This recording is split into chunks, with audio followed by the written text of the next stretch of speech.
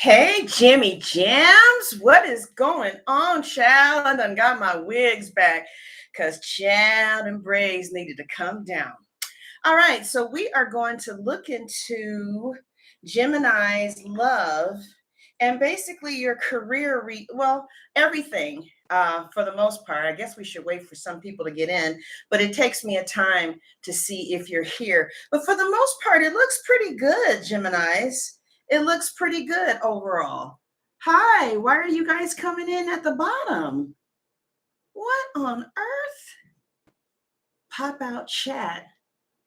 Why are you guys coming in at the bottom? Good morning, Jimmy Jams. How are you? Hey, Roxy. Jimmy Jams, your reading is looking pretty good. Overall, those of you who are here, where are your Gemini placements? So if you are new here, I am Sunshine. This is Sunshine Tarot. I'm looking up the number for you to text me for a reading. I should have had this. Here we go. All right. So what are you guys? Gemini suns, Gemini moons, Gemini risings. So if you see, text me, text. Oh, I should have did this better. Text text Sunshine for immediate reading at 470, representing the ATL, baby. 835-7099. Okay. So if you want a reading, that's where you can text. You missed me? Well, yes, honey. You know, when I get on air and I do these 3-hour-long readings, I don't really realize how much energy is getting zapped, But yeah, if you're new here, I talk a lot, and then I'll tell you where you can start going in for the reading. But overall, it looks pretty good. How many single Geminis do we have in here? So I know which group to start with. Are you single or are you in a relationship? Single Geminis, or are you in a relationship? I've been so happy lately. I'm not sure why. Single or in relationships? What we got? Who's in the room? In a relationship. Okay, we have just one person in a relationship. Oh, okay. Well, maybe we'll start with Leo moon rising. Oh, your rising is Gemini. Okay, all right. Single? Just one person is single?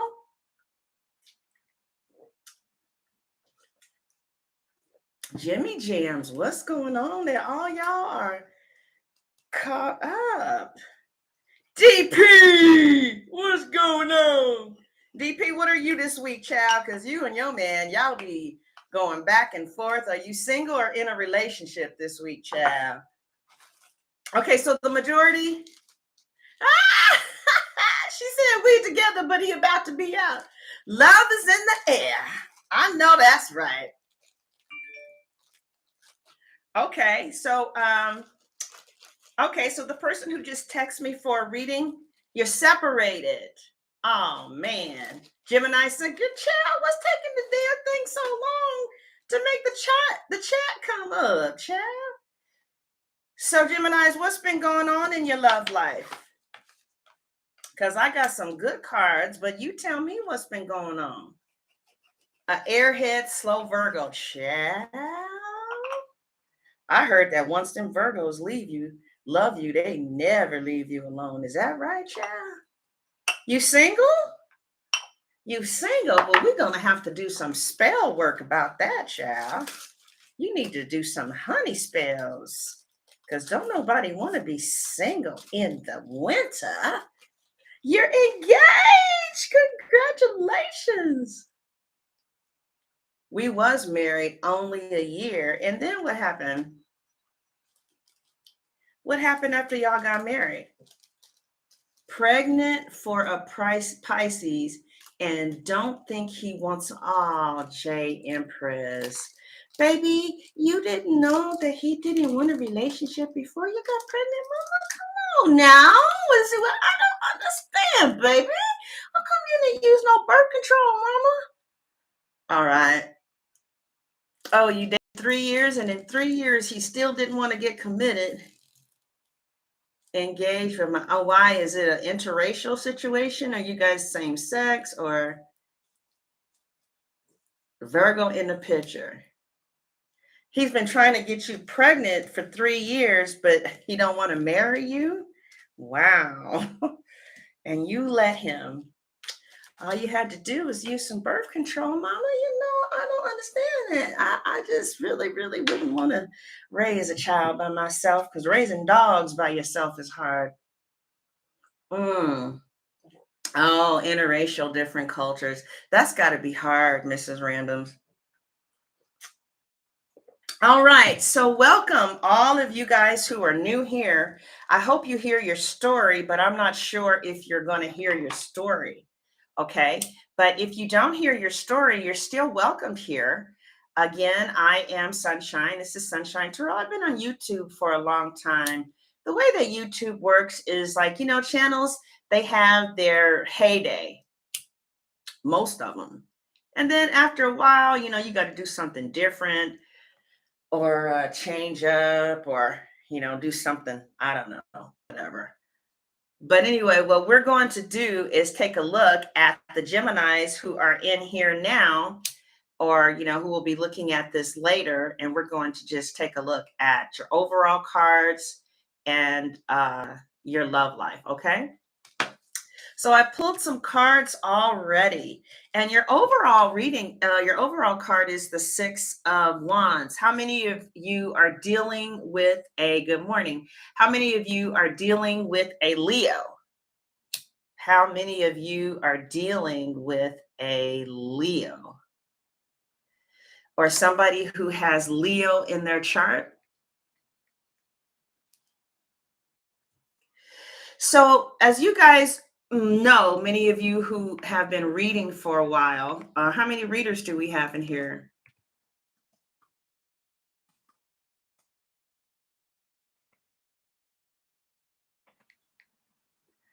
How many readers?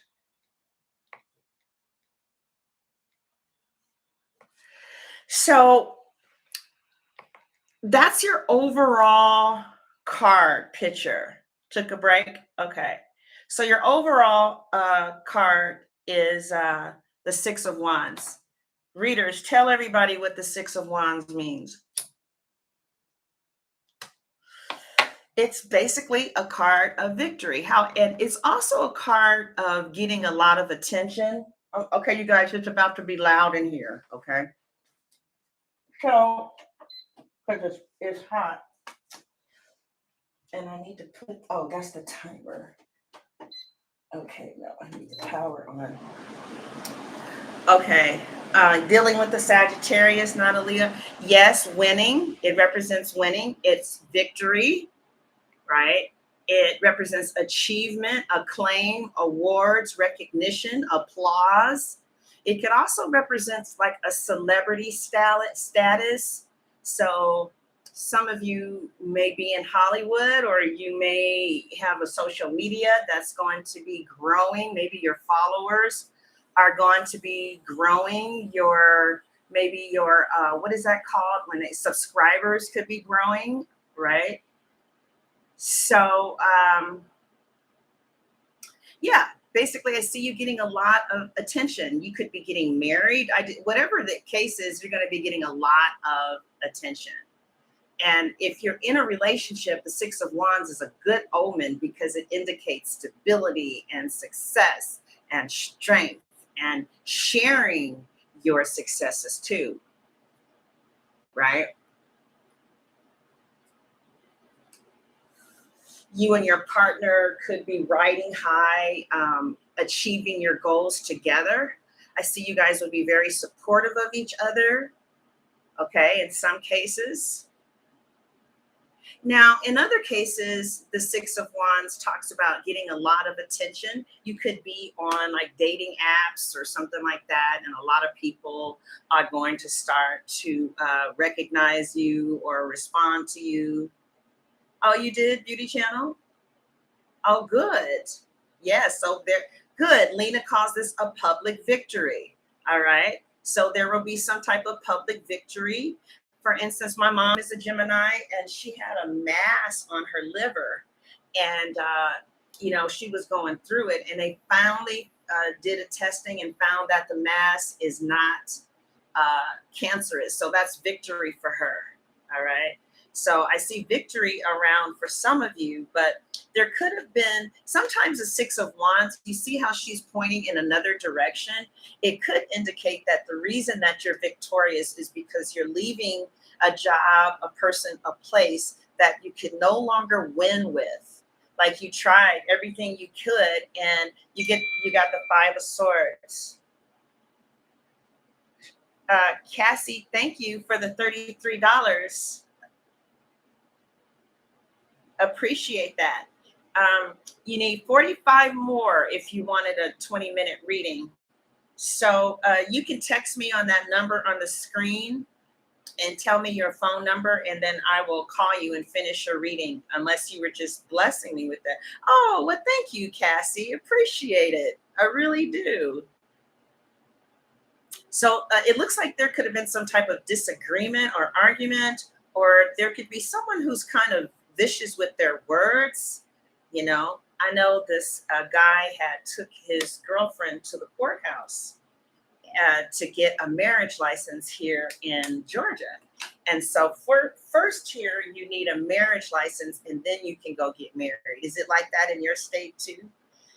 So he said, before we walk in there, let's just hash some things out. So they were literally outside of the office to get a marriage license, working it out. And one of the things he said to her was, I can't do a woman who gets angry and then takes away the relationship from me. Right? He said, this is a Gemini. He said, there's been so many women that I have ghosted and they never knew why. How many of you have been ghosted by a Gemini? It's painful. He said, there's been so many women that I ghosted, and they never knew why. And he said, it was because when they got mad at me, they broke the relationship off. And he said to him, that's evil. It's emotional manipulation, because he said, the sweetest, hold on, you guys. I did something to this damn iPhone that no matter how many times. Okay. So he said that the sweetest thing that a woman can give you in a relationship is her being there. I'm here for you. I'm going to, if you hurt yourself, I'm going to be at the hospital. If you call me, I'm the one that's going to pick up the phone. When you want to be sexual, I'll be, he says that the sweetest thing that a woman can give him, hey, lady, hey, you guys, he said that the sweetest thing a woman could give you is emotional security. So when she gets angry and says, I'm done with you, this is over. He said to him, it's like a man taking his fist and punching a woman. He's like, how are you going to take away the most sacred part of our relationship because you're angry? He said, do you think I can trust you if you do that? I'm not going to open up to you. I'm not going to never let you know who I am, what hurts me, what I need, because when you get mad, you leave. Right? So I can't commit to a woman like that who's going to do that. Right? He said, you know what that tells me? When I would get angry with a woman, or a woman would get angry with me, and she says she's done and she don't ever want to deal with this anymore, he immediately places her on side chick level. Right? Because he was telling her, and he was a young man, he was like, in 25 years of his parents' marriage, he never heard his mother or father get so angry at each other that they said or shouted in anger that I wanted a divorce. for him, those are like break off words. Those are non-negotiable. And he was like, I've never seen you do that. And that's why we've lasted so long. And then she told him, well, I don't like moody motherfuckers. You don't want somebody who's going to hurt your feelings and break it off. And I don't want somebody who's going to emotionally withdraw and use silence as a weapon. She was like, I don't want my children living in an environment where there's emotional wars going on, but it's silent. Right. So then he came back and I mean, they really hashed it out at the courthouse. Right. I was like, why didn't y'all have this conversation before you got down there? Right. Because he was like, I knew that if we were right outside, she would be honest. Right. So check this out. He said, also, what I don't like, right? I wish more people would do this. He was like, I don't like when a woman gets angry and she uses her words as weapons. He was like, I need a woman who, no matter how angry she gets, she's going to stay cool. And Babyface has a song to one of his wives called This Is for the Cool in You. Like he said, I want a woman who, no matter how angry and rageful she is during that period of anger, she will understand that because I'm in love with her, she could do damage verbally. You know that song by her, You Can Do Damage, right? He was like, I can't let you damage me with your words because you can't contain and control your temper.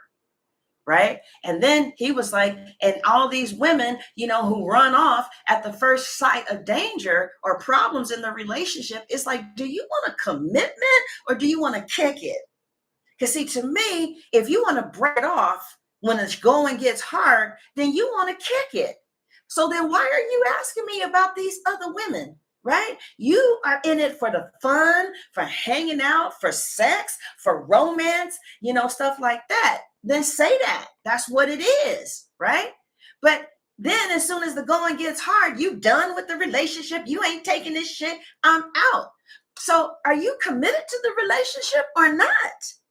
Because if you're committed to the relationship, you don't leave when the going gets hard. If you want to kick it, then you leave when the going gets hard.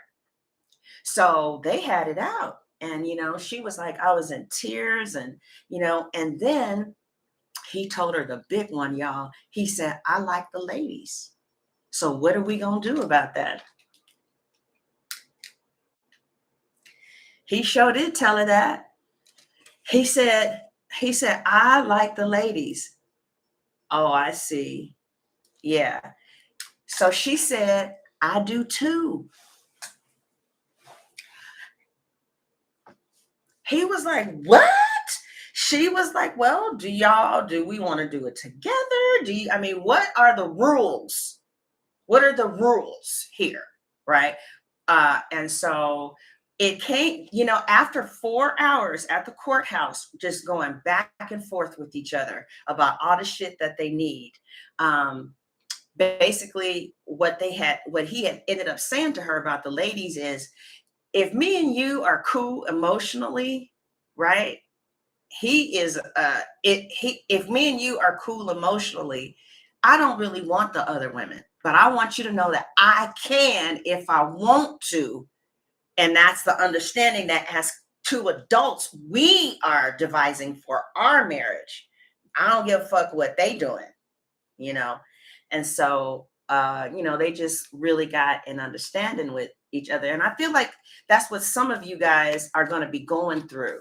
Like, I feel like some of you are going to have a really honest relationship, honest talk with some of you. But interestingly enough, the Gemini said that the way that he would hurt the women who would just leave because they were angry was he would ghost them, never deal with them again, and never tell them why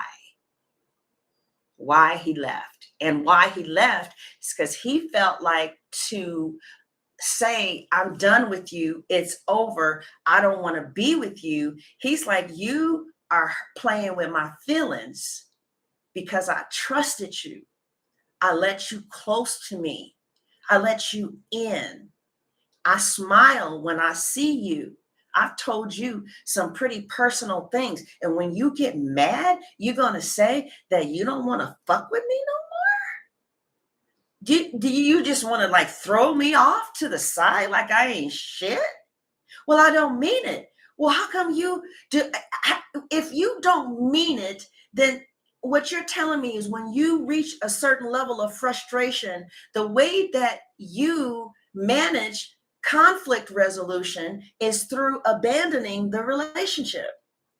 So your tool for conflict resolution is abandonment. Why the fuck would I commit to some dumb shit like that? Why the fuck would I do that? Soon as you get mad, you gone. What? Who? Why would I do that?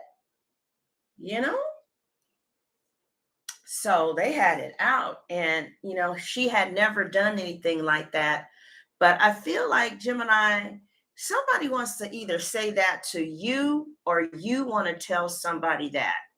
Which is it? I don't know if the cross watcher is feeling that about you or if you are feeling that about somebody else. Okay. Because, see, the problem, Gemini, for some of you is all these damn options that you have.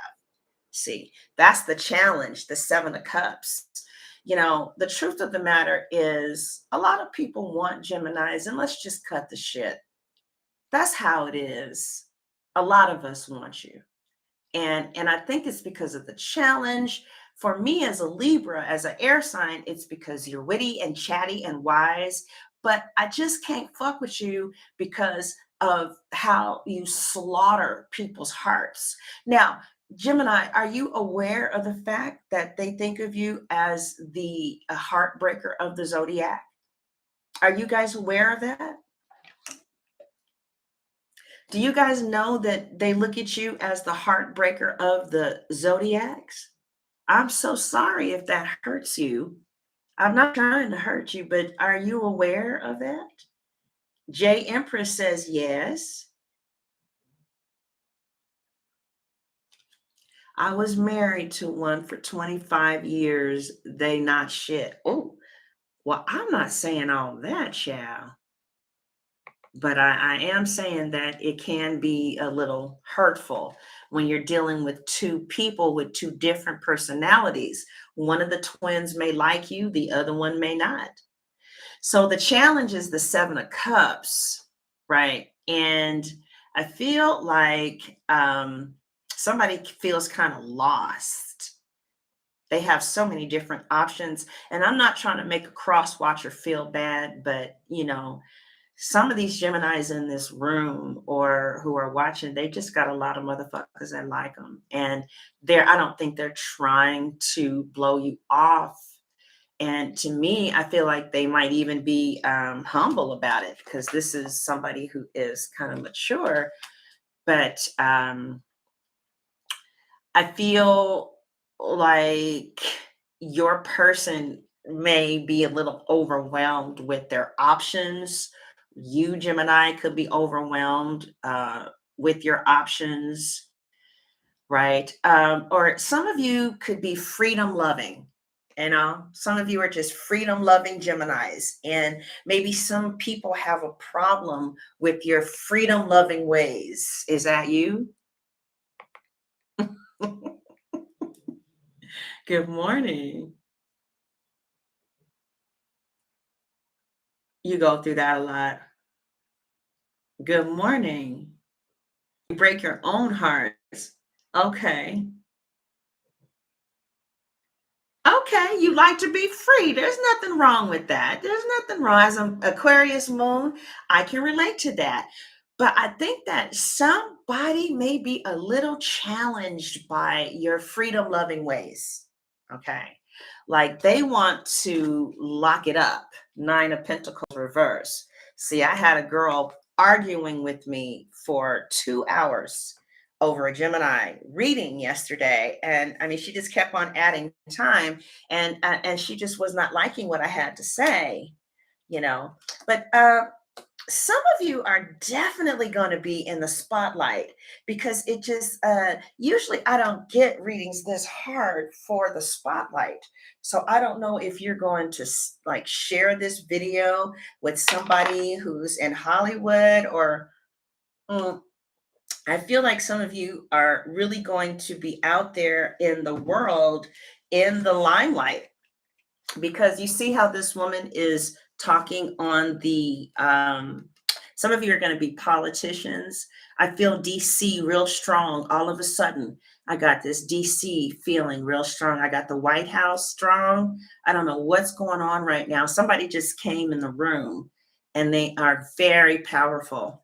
um so anyway, so we have the recognition card mixed with this woman who is like preaching or speaking to the masses. But see, they're holding up political stuff. It says, queer is me. Silence is wrong.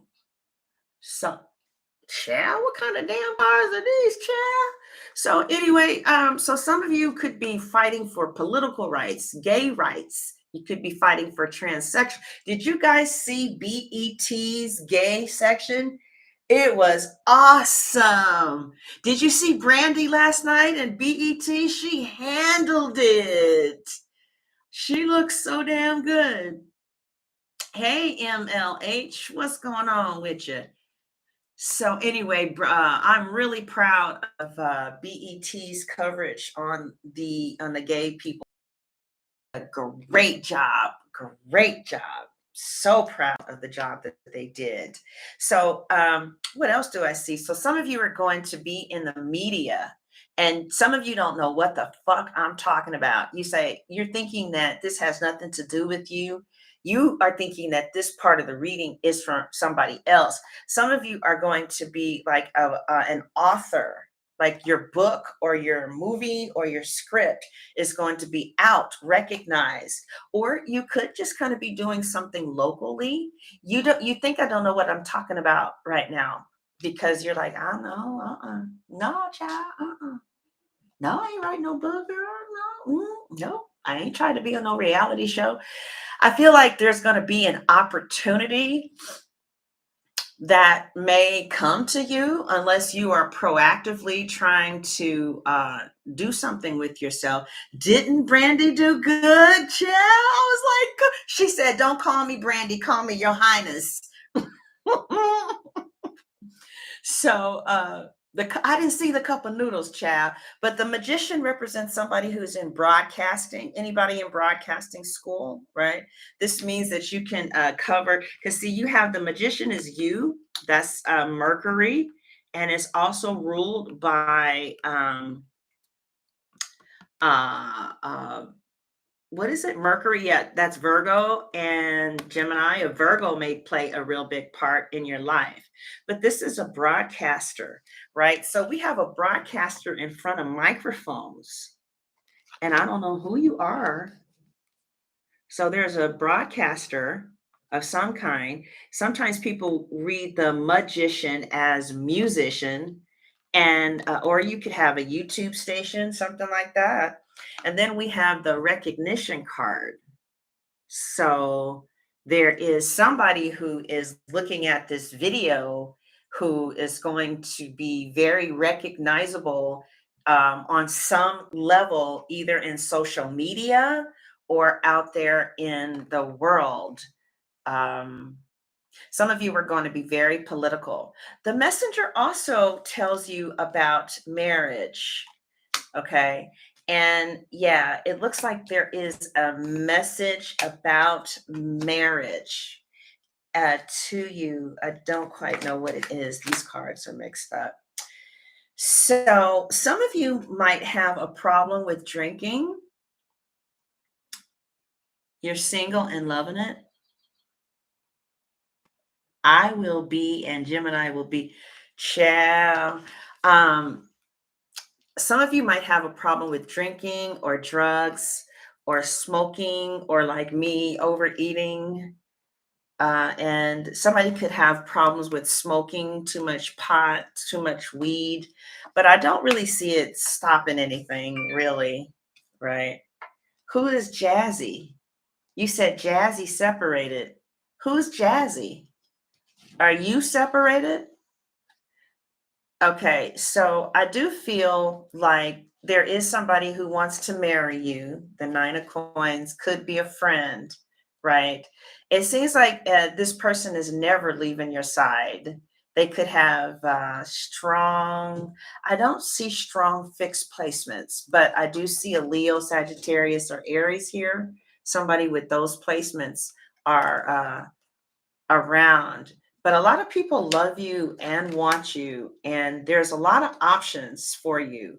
And that could be one of the reasons that it could be hard for you to settle down because of how dynamic your personality is. At least that's how I feel about Geminis, right?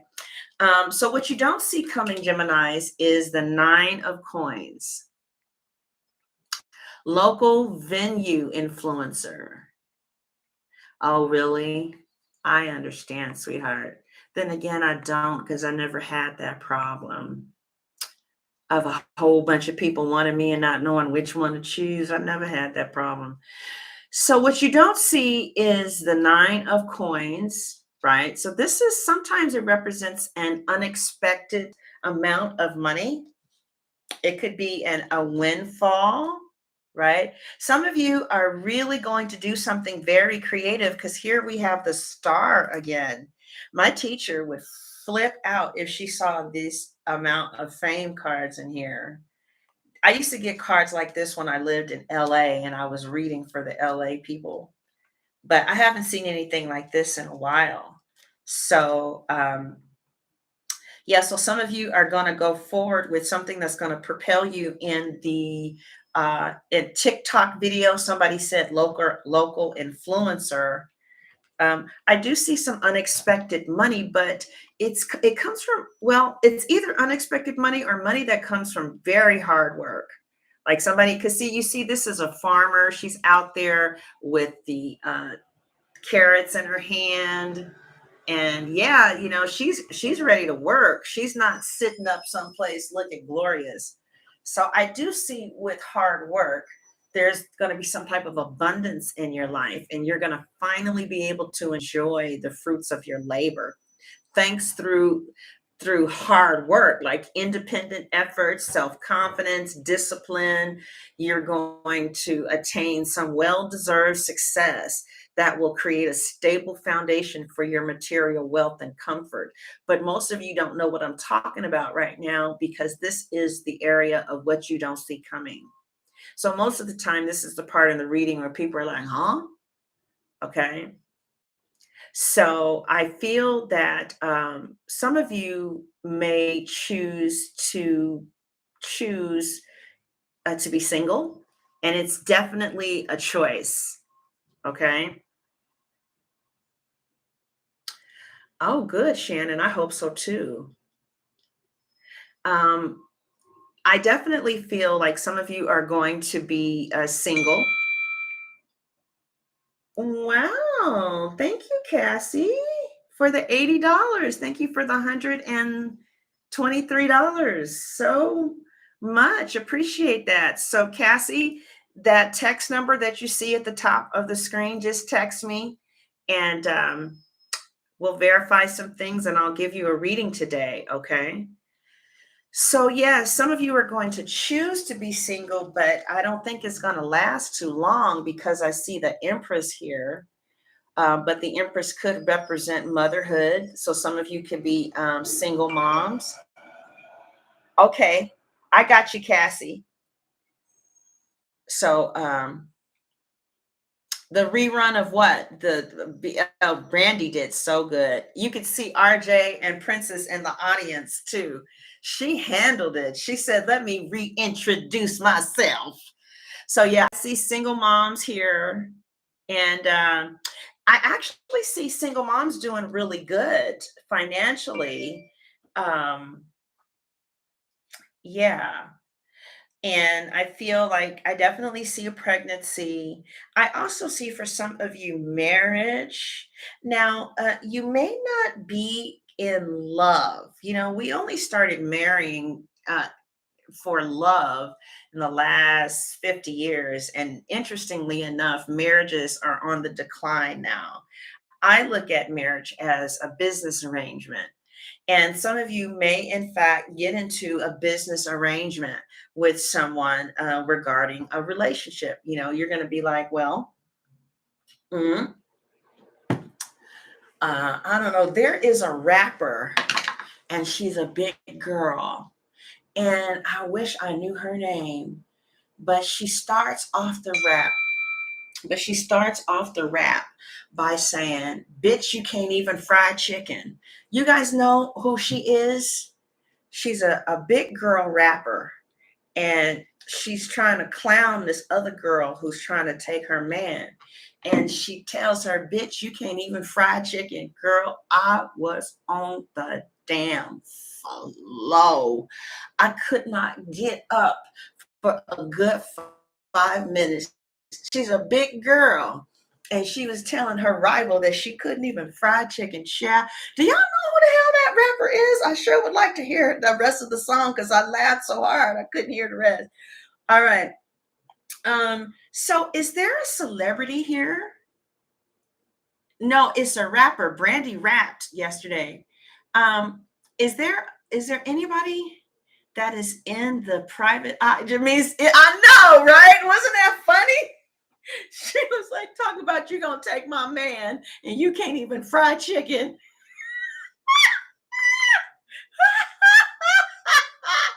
Oh God, shit. I've been looking at Flavor Flav, y'all. I never seen the early things with Flavor Flav. Thank you. And he had a contest.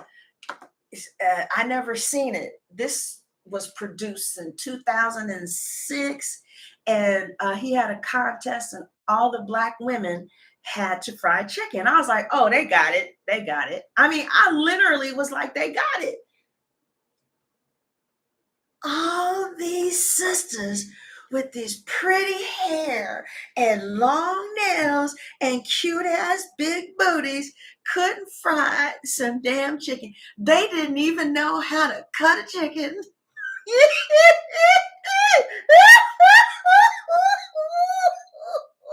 That's why when the rapper came in and was like, "Bitch, you can't even fry chicken," I was on the floor.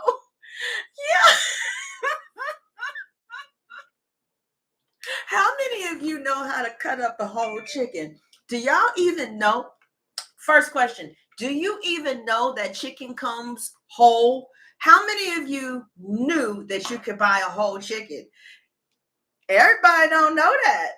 Safari. Oh, Safari. Oh, was it Safari who did that rap? How many of you guys know that you can buy a whole chicken?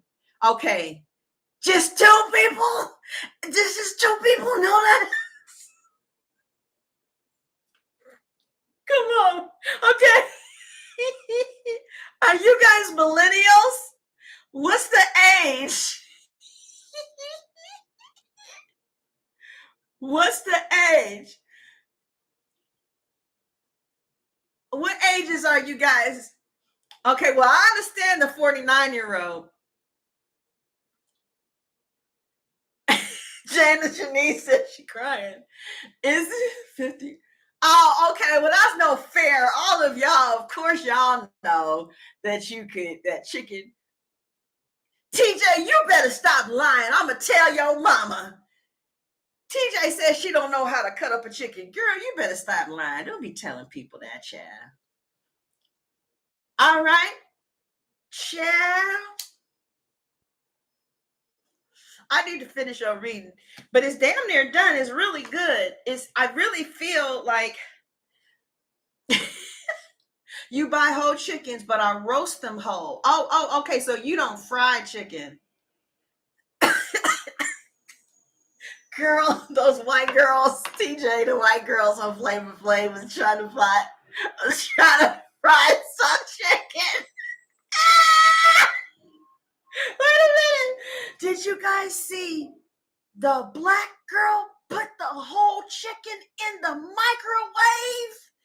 Did the sister put the whole chicken in the microwave, and she pressed chicken, and then she said that it was done.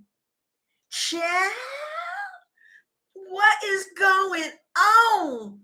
The rapper starts off the rap and said, bitch, you can't even fry chicken, and you trying to be somebody's woman.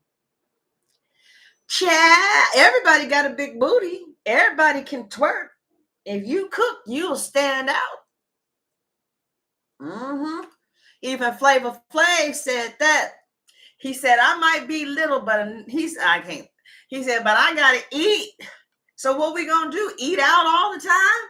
I know this woman, and she got 2 teenage sons at the house, and she don't cook.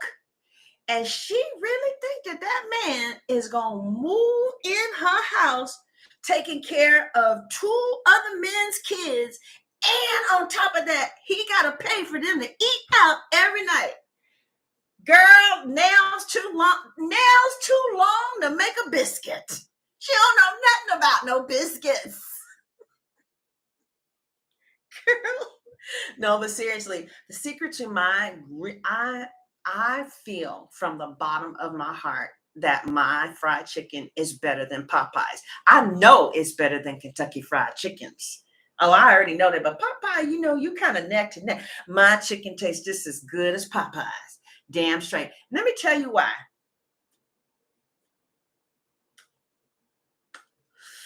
Let me tell you why. See, TJ say we can hire a cook, right? Or I can just get a girl who can cook and save that money. You more expensive. That's what he gonna say. Okay. So now you may be fine, child. I see you, but you expensive.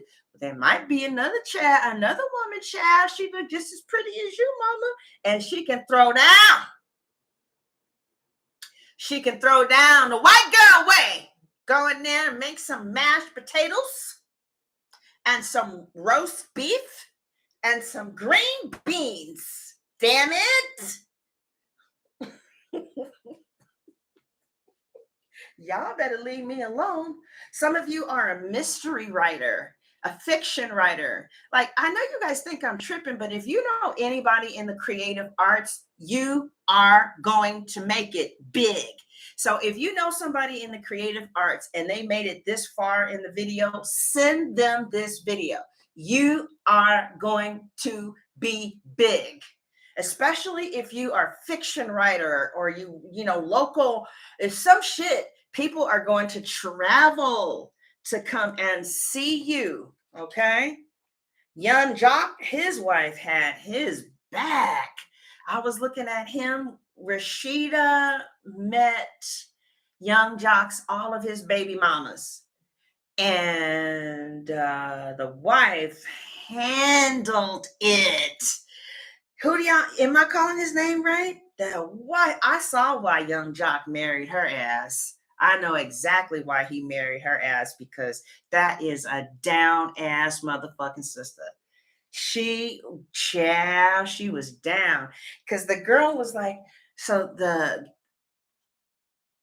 one girl was like, the husband's new girlfriend was like, I love him and I got his back. And Young Jock's wife said, you love my husband. That's my husband. And the girl said, well, if he's your husband, then why he on my side? And the wife said, if he's on your side, how come I'm still Mrs. Jock, such and such and such? If it's all that, how come I'm still the missus, right? And then the other lady said, hold on. Then the wife said, I still love him. And the mistress said, nah, bitch, if you loved him, you wouldn't have let your ass get so fucking fat. Listen, you don't tell me how I feel about that man. I love him. If you loved him, you know men are visual and they don't want no fat bitch, and you done let your fat ass get fat. That's why he over here with my motherfucking thick ass bitch. Do you see me twerk? Watch me, bitch. Can you do that? No, you can't, because your ass is too fat. And if you loved him, you would take your fat ass to the gym. Is this scripted? Is this scripted? I never seen this. Is this scripted? He said, don't say you love your husband and you let your ass get fat. Don't nobody want that. She was like, bitch, I will kick your ass. She was like, well, you need to go to the gym and stop focusing on other people, okay? And keep them ham hocks out your mouth, okay? Because maybe your husband will be right next to you. And the bitch said, I can teach you, but I have to charge. She twerked in front of her and said, I can teach you, but I have to charge. Child, what the fuck could you say after that? What can you say? I never seen. Y'all been watching Love and Hip Hop? I didn't know it was that interesting. She said if you loved your husband, you would not have allowed your ass to get so fucking fat. I mean, they go dirty. She said, keep them ham hocks out your mouth and take your fat ass to the gym, and maybe your man will wake up next to you.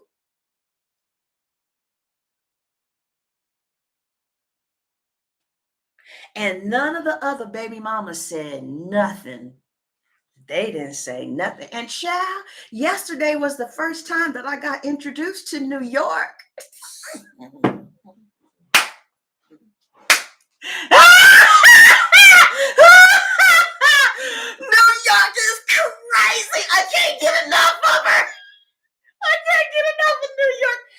Flav loves me, and I'm gonna be his woman. And that was the first time I had been introduced to Delicious. I love Delicious. I love her. She's a Capricorn. Girl, child. So, did you guys go on a trip anywhere? Anybody had some out of town visitors? Or we got the Eight of Wands here. Anybody go anywhere? Did you go traveling, child? Some of you could actually time travel. Anybody books some tickets out someplace? I see Hawaii for somebody, child.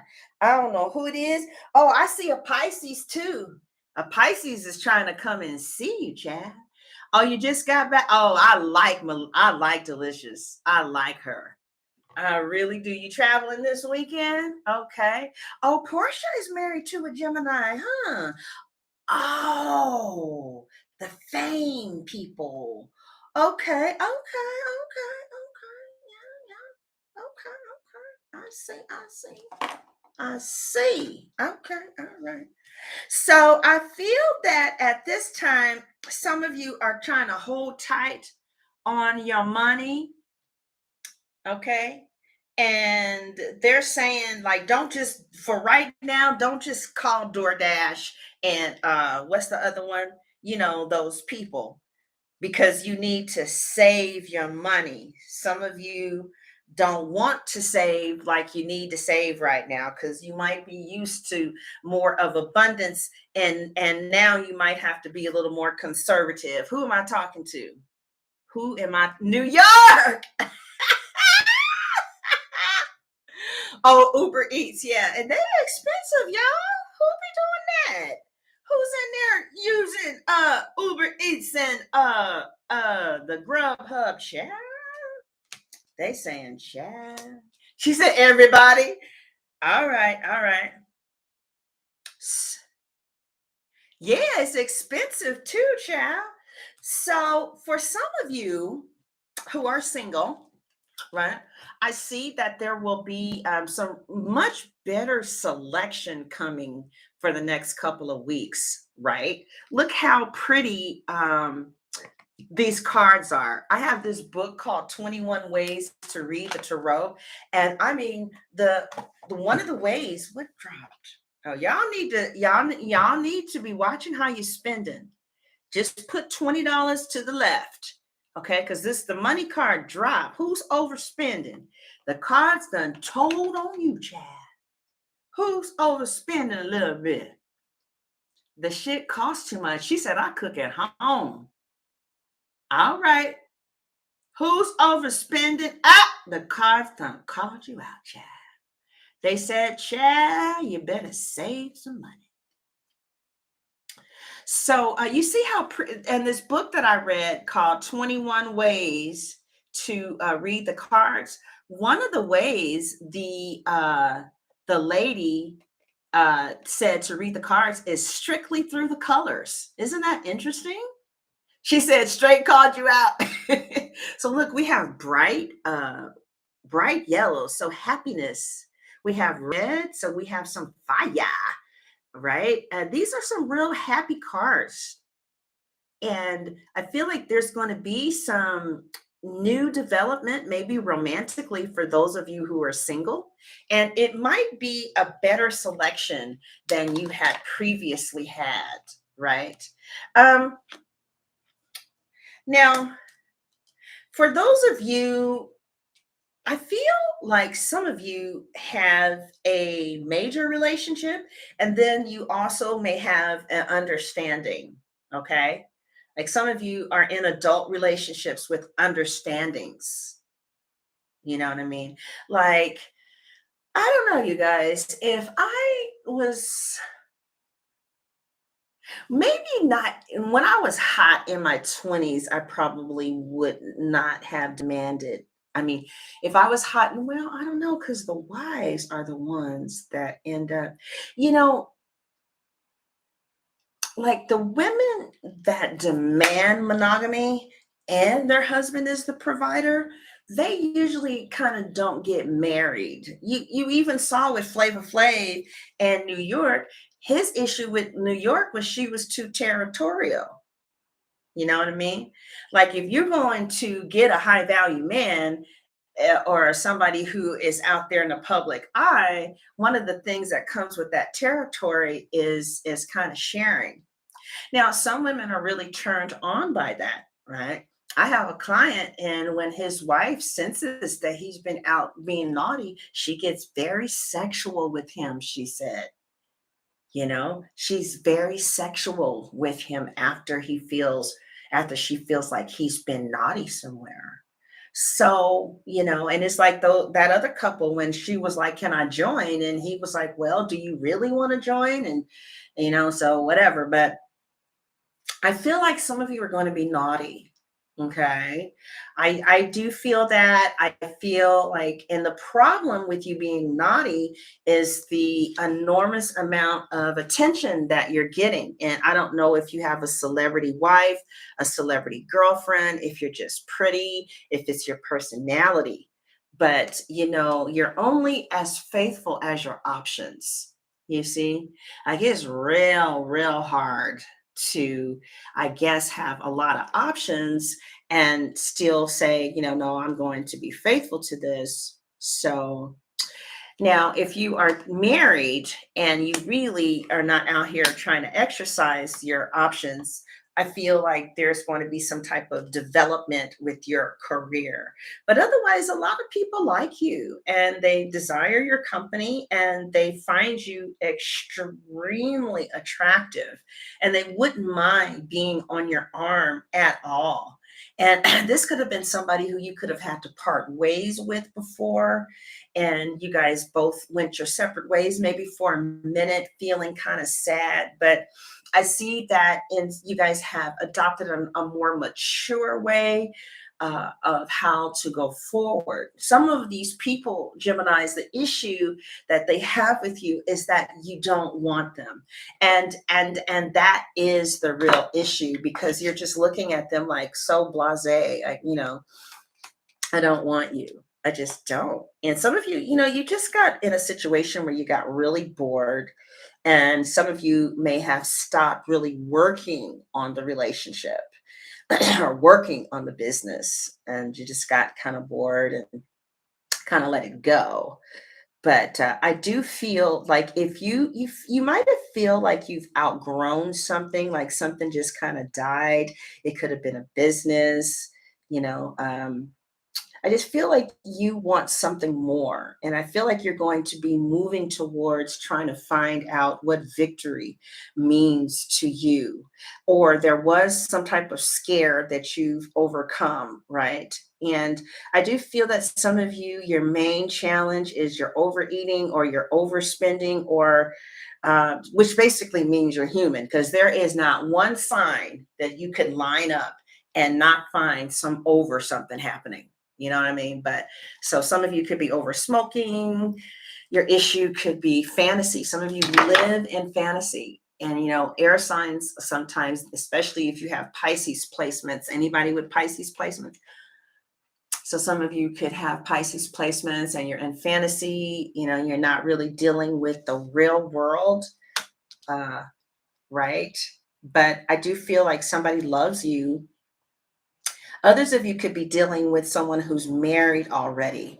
Like you could be a cross watcher and you're really feeling a Gemini. You could be a Leo, Sagittarius, or Aries. If you're a Leo, Sagittarius, or Aries and you're dealing with the Gemini, they have someone already. Okay. And they are just kind of playing you, actually. Or it could be vice versa. If you're dealing with the Leo, Sagittarius, or Aries, they most certainly already have someone. And the problem here is that there are too many people, right? Also, the obstacle could be that you're polyamorous, that you prefer to have multiple relationships. And I do feel like you want a firm one, but I also feel like you want the opportunity to explore your other options, and you are trying to find a fit for your advanced relationship needs. Okay. Who is that for? So what you don't see coming again is the Nine of Coins, which represents some type of financial windfall, but it also represents an incredible surge in self-esteem, right? You might start reading books on self-esteem and you might start feeling good about yourself with the Nine of Coins. Why does it keep dropping, right? Some of you are spending way too much. Just you're spending money that you could actually be putting away. All right. And you're going to need to do that. I'm warning you. You're going to need to do that. All right. You're going to have to put some money away. I don't know. They said that we're headed towards another recession. And I was one of the first readers that started warning you guys about the coronavirus. I was talking about that virus like 3 months or 2 months before everything got shut down. And I'm telling you, you need to save. You need to take a chunk of money and put it someplace because something is about to go down. All right. I remember when I was homeless, and if it wasn't for the money that I had put away, I would have been fucked up. All right. All right. So I really feel like some of you are fiction writers. Some of you are going to be very famous, and you might forget this reading. There's something that you're going to do that's going to take off, and you have no clue of what I'm talking about. It's like somebody's getting ready to find their groove. It's like, this is it. This is what will take off. This is what I will do. Like I've only had this experience twice. Once was when I had a staffing agency. It just took off. And this YouTube channel, it took off. Like the first video had 20,000 views and it was weird. You know what I mean? So something is going to take off. It's always been in your subconscious anyway. Yeah. Others of you could be working with a road manager. I see you being on the road, going someplace, some type of travel. Some of you may go some places you've always wanted to go. I've always wanted to go to Maui. I've always wanted to go to Hawaii, right? It looks like some of you are going to have a very sacred experience with some land. Like you're going to feel like nurtured there, or you were supposed to be. Maybe you're going to go back to Africa. I hear that there is no experience in the world like going to Africa. Black people say that it changes them for life. They say there's nothing like it. So like they come back really a changed person. Okay. So, yeah. So back to the present. I feel like you guys, some of you may be spending like you have more than you actually have, and you're not looking at your finances. You're spending and you're thinking that you had the finances that you had a long time ago, and you need to stop. I see somebody spying on you who you thought had let you go years ago. You thought they had been about on a business a long time ago. And they ain't nowhere, child. Look, they looking straight at the Gemini. What you're saying, what you're doing, where you are, where you're going, what you're posting, why are you posting it? I don't know if some of you just had a kid or if you post your kids, right? I don't see them doing anything freaky, but I do feel like they care about your children, and they care like, oh, she turned 4, or oh, that's so damn cute. They went to Chuck E. Cheese, some shit like that. I just never understood what somebody found attractive about a child. I don't think I can really understand that, because I like them grown shit. In fact, I like them older. All right. So I really, really, really, really feel like somebody who is watching today will be a sportscaster, a newscaster, a television broadcaster. You're going to be a podcaster. There will be people, a YouTuber. You might have multiple channels with this 7 of Cups, right? Some of you, if you're in the public's eye, you're going to find a Leo, Sagittarius, or Aries. Some of you are already married to this man who is going to hold on to you, okay, for a very long time. You guys could have children with each other as well. I do see some health issues, all right? But I feel that you're going to overcome those health issues. So that is what I have for you, Jimmy Jams. That was a beautiful reading. This reading is really for somebody who's trying to make it. But I don't even think you know what I'm talking about. You might be like, yeah, child, that ain't me, because I ain't worried about that. And then I feel like some of you are going to just out of nowhere discover you got a knack for something. Like, I was looking at this program on Hulu. I love Hulu. I love my Hulu, chat. I can do without all the rest of them, but not Hulu. And Discovery. Because, and this chick, she just started doing PI work, and she said she was good as fuck. She said she never had a desire to do it. Also, you guys, I am coaching, so you can either text me for a reading or for a coaching session, but I normally combine coaching and the reading. Usually whatever you're getting a reading about, we kind of go deep, like what's really going on. And like this girl had got a reading the other day, and she is in Wyoming by herself.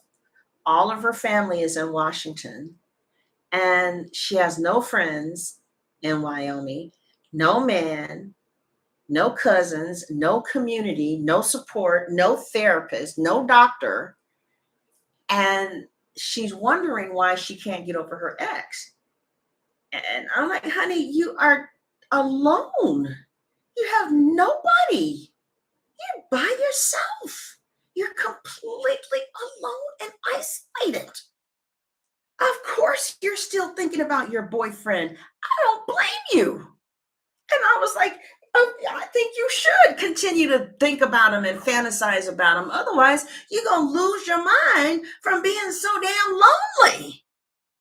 So together, we researched meetup.com. How many of you guys know what that is? And we found some tarot card groups because she liked the tarot. And because I had went to a meetup group for tarot, but none of them were making a living from it. So they kind of drained me with all their questions. But it was just a group of people. They were all Caucasians, and one was Indian from like Native American, not Indian, so Native American. And they were all interested in the tarot, and we went to a really a really swanky place in LA, and all sat around and talked about the tarot. But none of them, like I said, was making a living from it. So I didn't return because I didn't feel like we were on the same level, you know. But Meetup is a wonderful way of meeting people. So instead of focusing on the ex, we started focusing on building her life where she was getting her emotional needs met. And, and I told her I think she should still reach out to the ex because she's too isolated to not have anybody. So yeah, I encouraged her, to reach out for the ex. So yes, if you want a reading, you can text that number that is pinned at the top of the chat, and we can take a look, or we can do coaching, okay? Which is when we combine both the reading and, where you want to go in your life and what you need to do, okay? So like another example is this girl got a reading. This is EJ, J-E-E-J. This girl got a reading, and she's real pretty. All my readings are FaceTime, you guys. So if somebody's trying to do a reading for you and they're saying I text, that's not me. If they're saying a video, that's not me. All my videos, all my readings are FaceTime or Google Duo, okay? So she was doing this reading on this guy, asking about his faithfulness to her.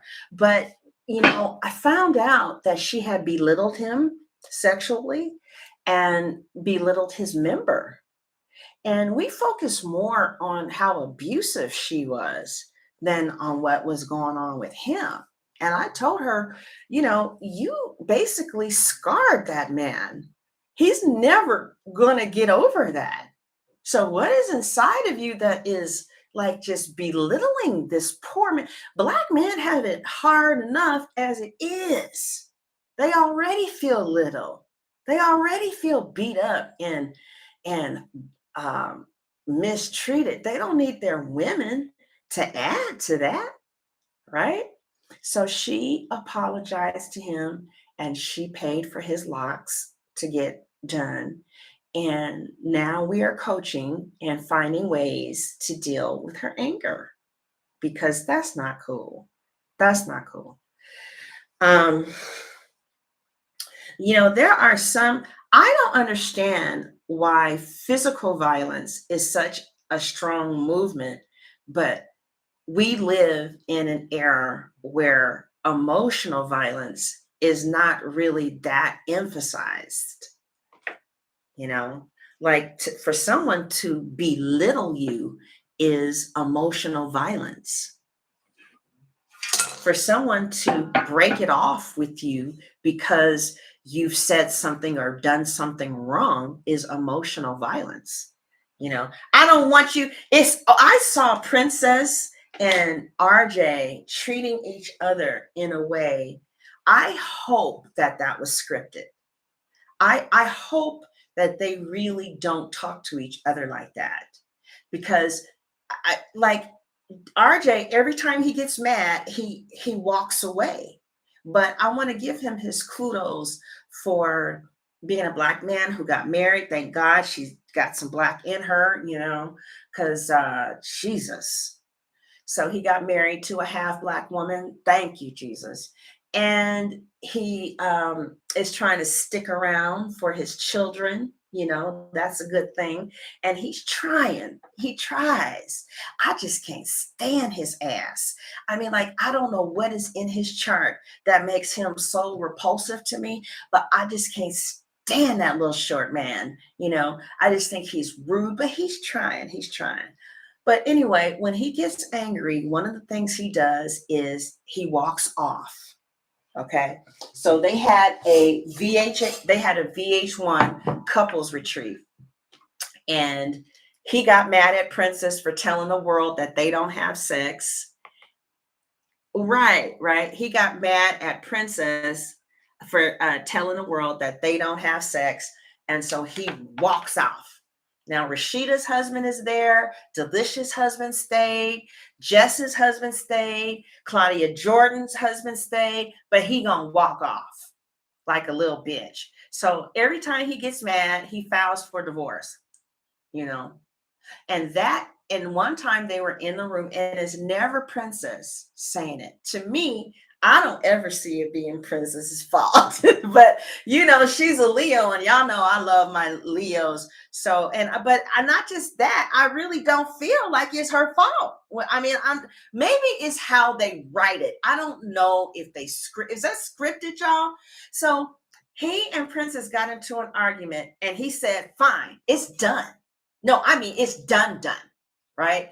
And okay, all right, like that's fucked up. Do you mean that? So that's fucked up.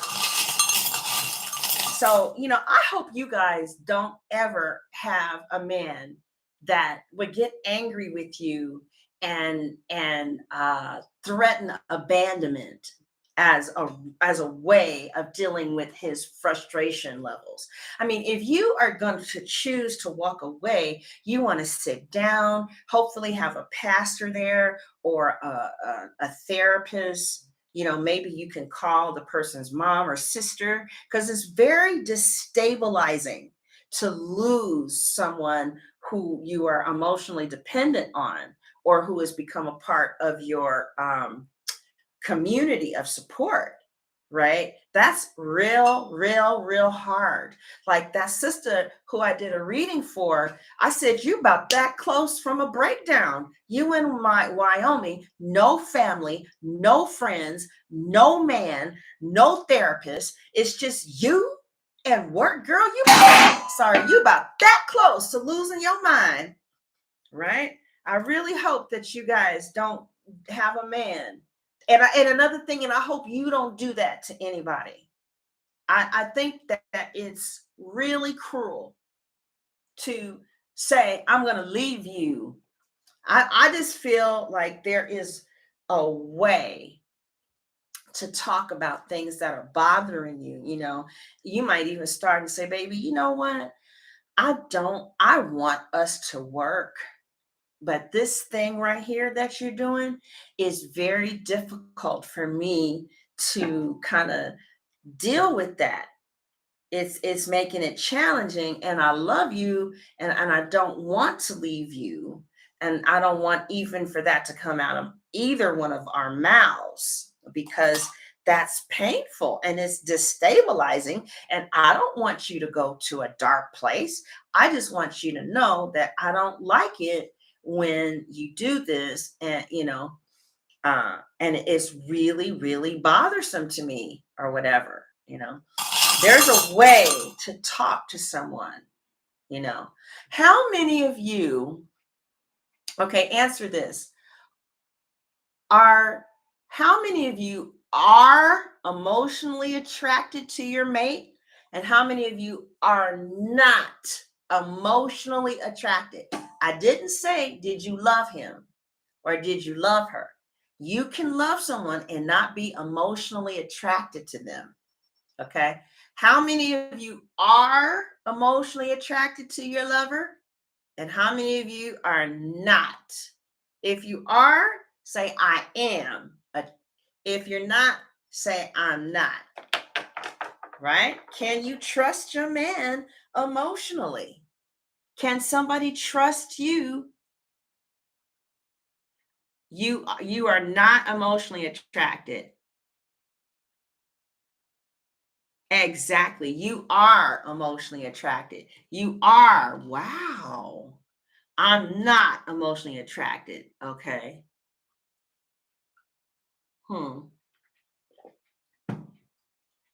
Same. Okay. Right, sweet Carolina. You are not emotionally attracted to your man. Okay. Now my question is this. Are you emotionally safe? Are you emotionally safe? Because I had asked my relative who won't marry his baby's mother, and we were taught different. And I said, well, why won't you marry her? He said, she is not emotionally safe. I don't know when she gonna go off. She go from 0 to 100 like that. And I just don't want to come home to that. You know? Are you emotionally safe? Oh, she said I'm not. I love an honest bitch. I love you, girl. I love an honest woman. I love an honest, not through public humiliating. I am not emotionally attracted to my past situations, but I am emotionally stable and secure. That's why. Oh, okay. So she says, okay. Oh, Janine says she has to have an emotional attraction. Oh, around the time of this month, I'm not.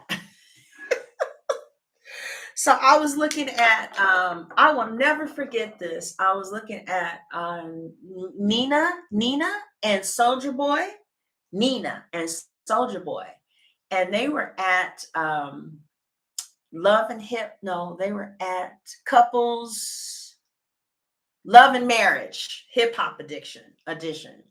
And Soldier Boy says something crazy. And Nina said, "Oh, you want me to leave? You want me to leave? Okay, make sure you don't try and kill yourself this time, nigga. All right? All right? Make sure you don't try to kill you. You gonna try to kill yourself if I leave again?" Oh.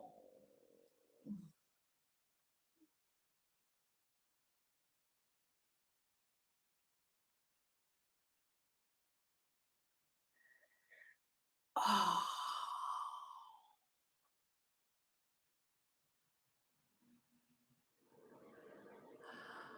I was that slice. What sign is she, y'all? That was so sliced. That was so fucked up. I said, oh, that's why he never married her. See, I never seen that side. I never saw that evil side. Like that was fucked up. He said, you gonna try to kill yourself again? Oh, okay. All right. Oh. That was messed up. Yeah. She said her sign is toxic, right?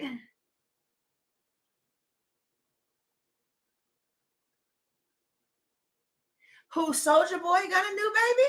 Or, yeah, that's right. To a Hispanic girl, huh?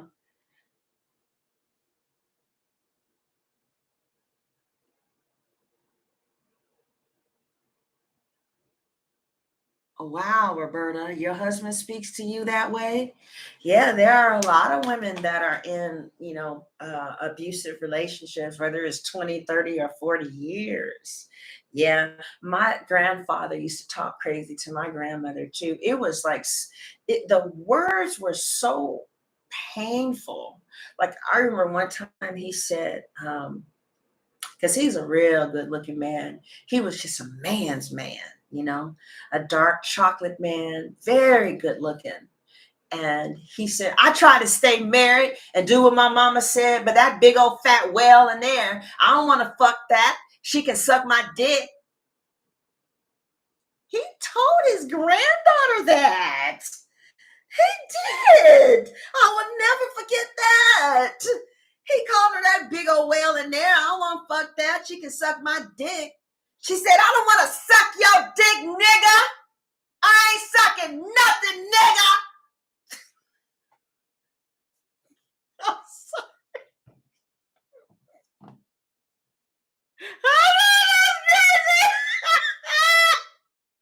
Oh, God. Oh, God. I know it was horrible. But yeah, they used to talk to you like that back in the day, but now women got choices, you know. Women got, oh, let me tell you something, child. He might have had a child outside of the relationship. And yeah, he talked to her crazy. And, she went ahead and she accepted the other women.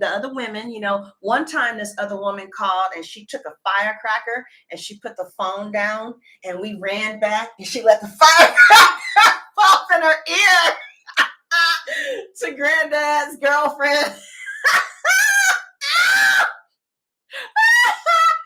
And what else? Oh, And I'm going to tell you this, child. She might have been fat, but that old white doctor loved her fat ass. Oh yeah, I remember being a little girl and bouncing on Nana's lap, and we was at some white man's house whose name was Dr. Phillip, and that white man would just treat her like a queen. And Mama would go in the back room, do her thing, and he would call her when Papa was at work. Mr. White Man. And she was like, now, if you don't tell anybody about Mr. White Man, I will give you a Coca-Cola for breakfast. Honey, didn't nobody know nothing about Mr. White Man, honey. Yes. All right. Child. I don't know, child. I don't know. All right, so I see a Cancer trying to claw you, child. A Cancer is trying to claw you down, child. I don't know who it is. It says it's just a matter of time before the Cancer comes. I see an Aquarius is going to do you wrong. Beware of an Aquarius. They're going to try and do you wrong, child. All right. Somebody's getting a motorcycle. Uh-huh. Yeah, because this Mr. Yeah. Mm-hmm. See, I have forgotten about Mr. White Man. And my grandmother was at home crying about how Cleveland, my grandpa, was treating her, right? So I told my mother's mother, I said, Nana is over there crying about how Cleveland had these other women, and my grandmother wouldn't say nothing. So finally she said, child, your grandmother had her fill of men as well. Don't get it twisted. Was she crying about her men too, or was she just crying about her husband's women? I'm just trying to be clear because I'm a little confused. Mama was a rolling stone. Wherever she laid her hat was her home. Two can play that game, motherfucker.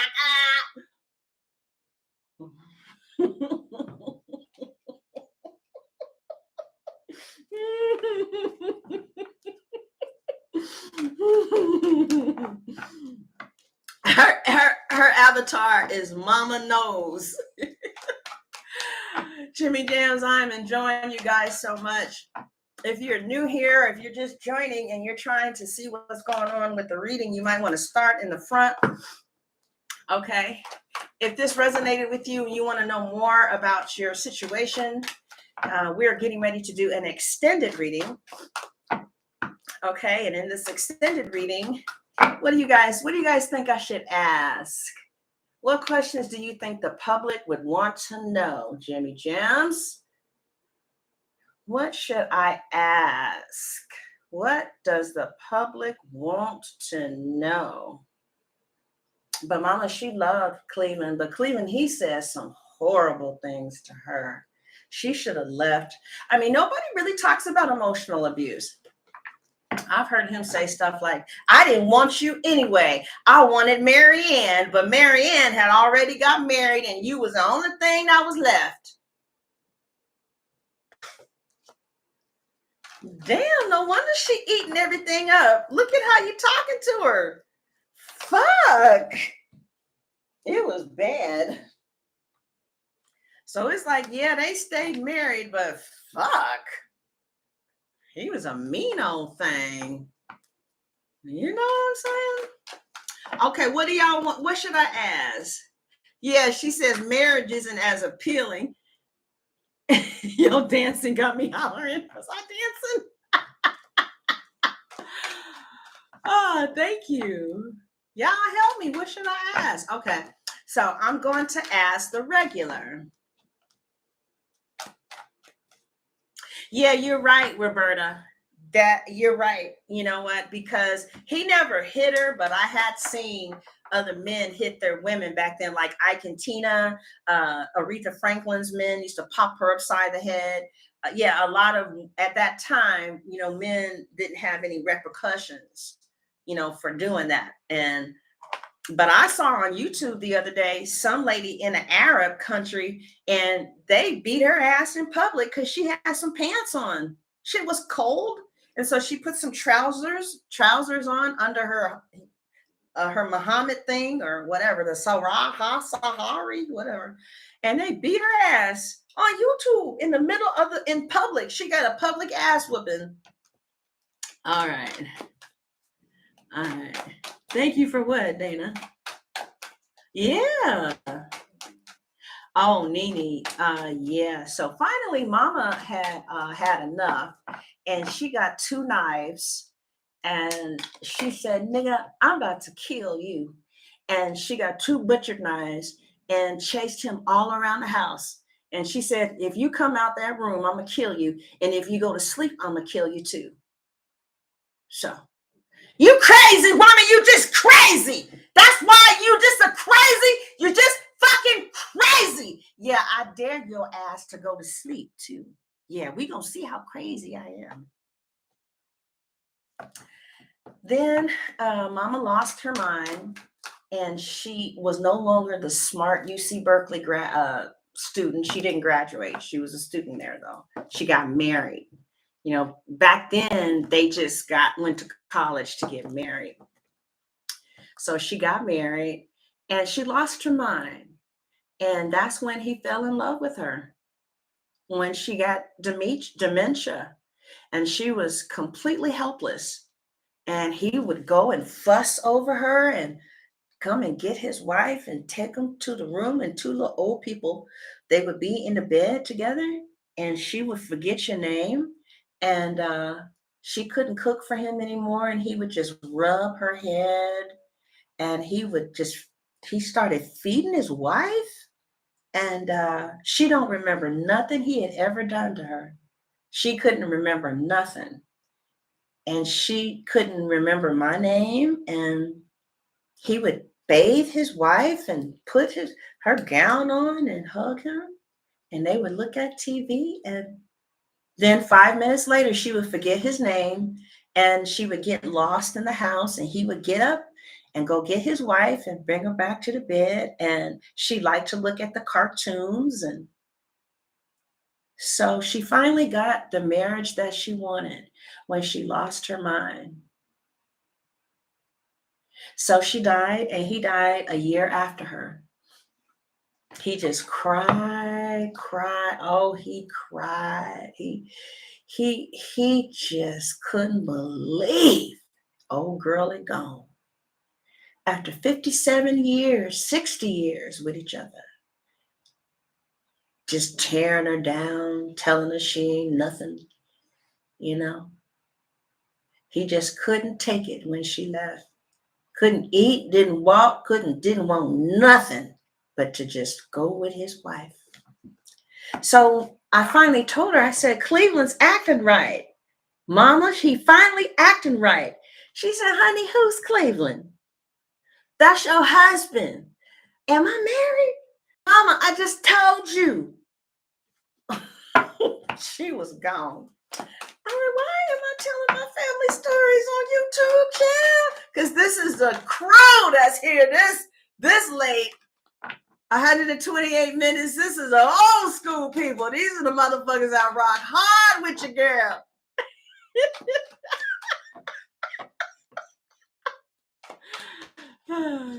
Really? Mm-hmm. Thank you. You think I should put that in the book? Yeah, because that was my father was the one that told me how sweet he had got to his mother. He said it used to touch him to see the old man walk down the hall to bring his wife back, because she would be in the living room, like just looking off. And he would be like, baby, you want to come to bed? And she was like, well, yeah, I guess that might be a good idea. So I would go up there and clean her house. And I asked her when I finally got enough money, I said, Mama, do you want to come and stay with me? And she said, no.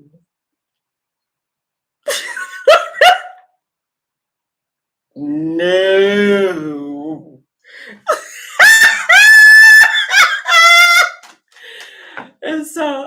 last thing, and then I'm going to finish your reading. So she had died, and she was dead for 30 minutes. And they were saying that they were letting, yeah. So this hospital was in trouble for not being able to resuscitate their, like, they don't resuscitate long. So they were under scrutiny for it. So they tried to resuscitate my grandmother for 30 minutes. And she said, they had told us that she had passed, my uncle or my dad, but 30 minutes later, she came back. She said we laid in the bed together because she's a Libra too. Oh, I was born on her birthday, you guys. I was born on so they used to always say that I was her favorite, but yeah, I was born on her birthday, right? She's a Libra too, born September 30th. And she said, baby, it was the most beautiful place I had ever been to in my life. And I said, well, what do you remember the most about being dead? And she said, the sounds. She says, you do have a choice. You can be a free spirit, right? Or you can go past the light. And if you go past the light, then you understand you're going to, do the God thing, the Jesus thing. Or you can be a free agent, you can do whatever you want to do. That's what she told me. But I don't know how many chances you get to walk to the light, but she says she took it because she knew what it was. And there is like something as a check that you go through. And she said God told her that it wasn't time yet, that she had to go take after her son, look after her son.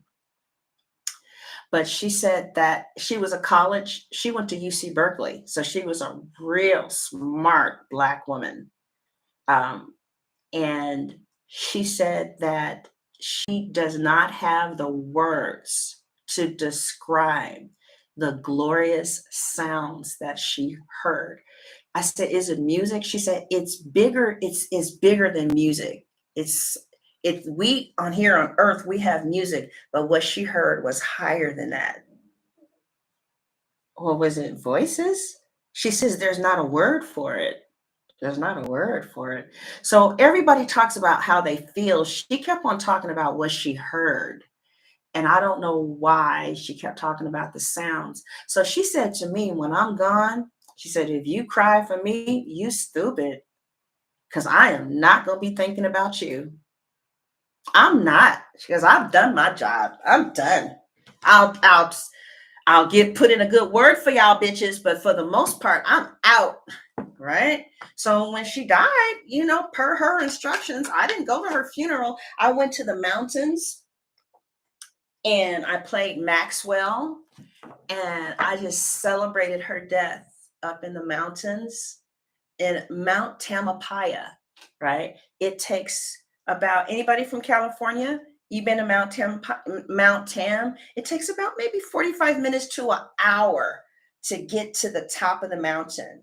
And once you're there, there's a beach that you can only get to if you go up. Anybody been to Stinson Beach? Anybody been to Stinson Beach? Yeah. So anyway, when she died, I went to Stinson Beach and I said, you go, girl. Because she said, I was happy. I was finally happy. I was getting my life. I was free. I didn't have to worry about y'all bitches. I didn't have to worry about that crazy ass motherfucking nigga husband of mine. I was done. So I didn't go to her funeral because she said it ain't nothing to be sad about, And you know what? Can I tell you something? I ain't never seen her again. She hasn't come to me. She meant that shit. She ain't came in a dream. Baby, she ain't came as a visitation. She hasn't come in the cards. She hasn't come in the yard. I ain't seen a vision. I ain't felt her. Honey, Nana is gone. Nana is gone. She doing her thing with Moses and them. Ciao. All right, Jimmy Jams. Let's take a look at your relationship. Okay, so single Geminis. Single Geminis, where is this relationship going? Okay. Relationships. Gemini's in relationships. Where is your relationship going from here for July? Okay. Will you marry this person? Okay. If not married, will you guys become committed? Okay. All right. Will there be a reconciliation for those of you who have broken up? All right. Is there anyone else that's a threat? Does the Gemini have anyone else that is a threat? Will you hear from your person soon?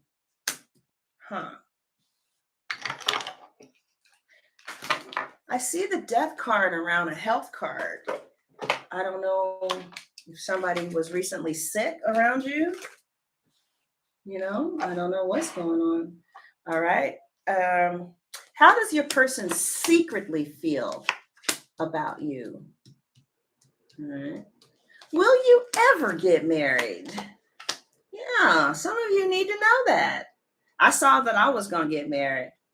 And what is the advice of the tarot?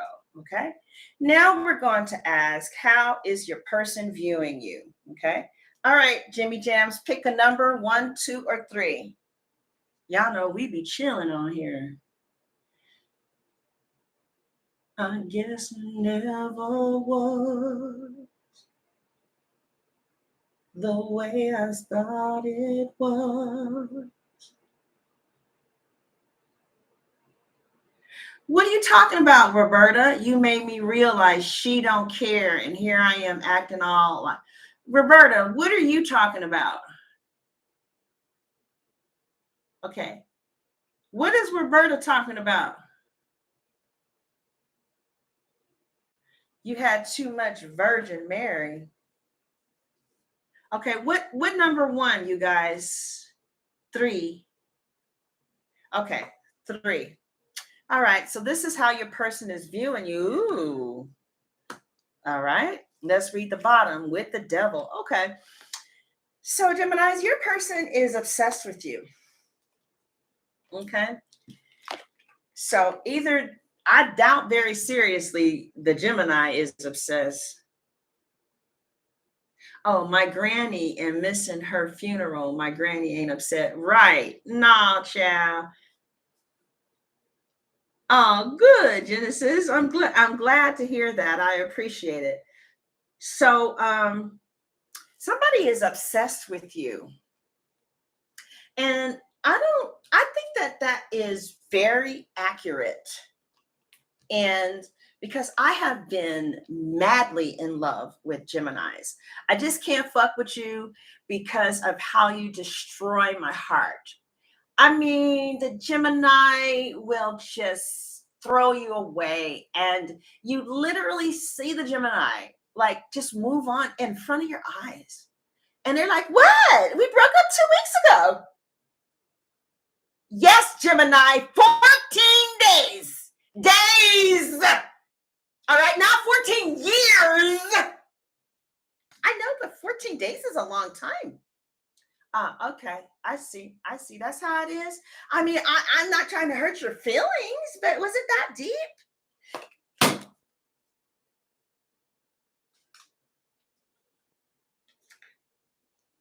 I guess it was. Child.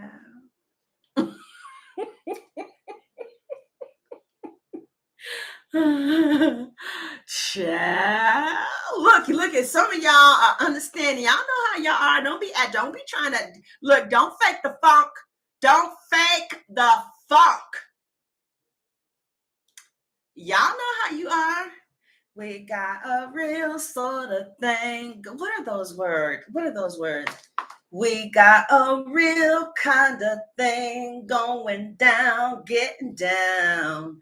There's a whole lot of rhythm going down. We want the funk.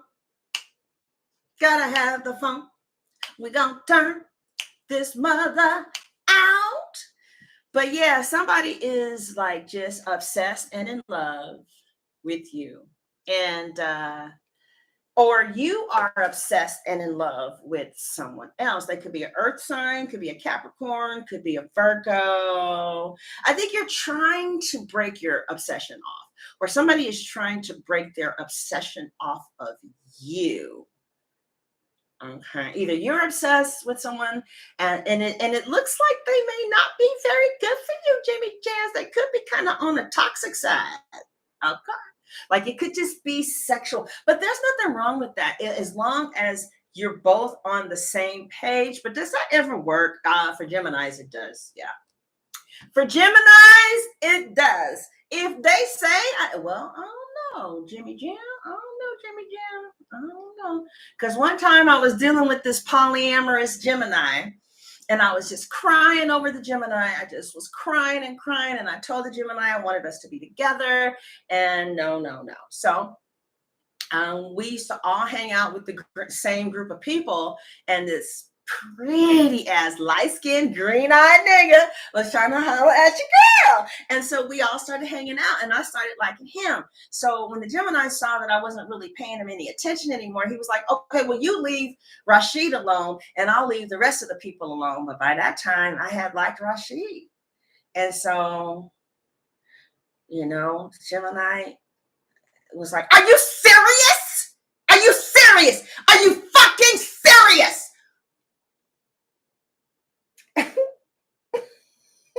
I am. I am. I really am serious. So anyway, somebody is obsessed with you, or you're obsessed with someone, right? And it may not be a very good positive situation for you. I do feel like maybe your friends have told you, that just ain't no good, but it's that Aretha Franklin song, I ain't never loved a man the way that I love you. Because, baby, when you do it right, you just do it right. And child, ain't nobody has quite scratched that itch in a while. So somebody feels this way about you, or you feel this way about somebody. I do feel like are there any Geminis obsessed? You obsessed over somebody, Jimmy Jan?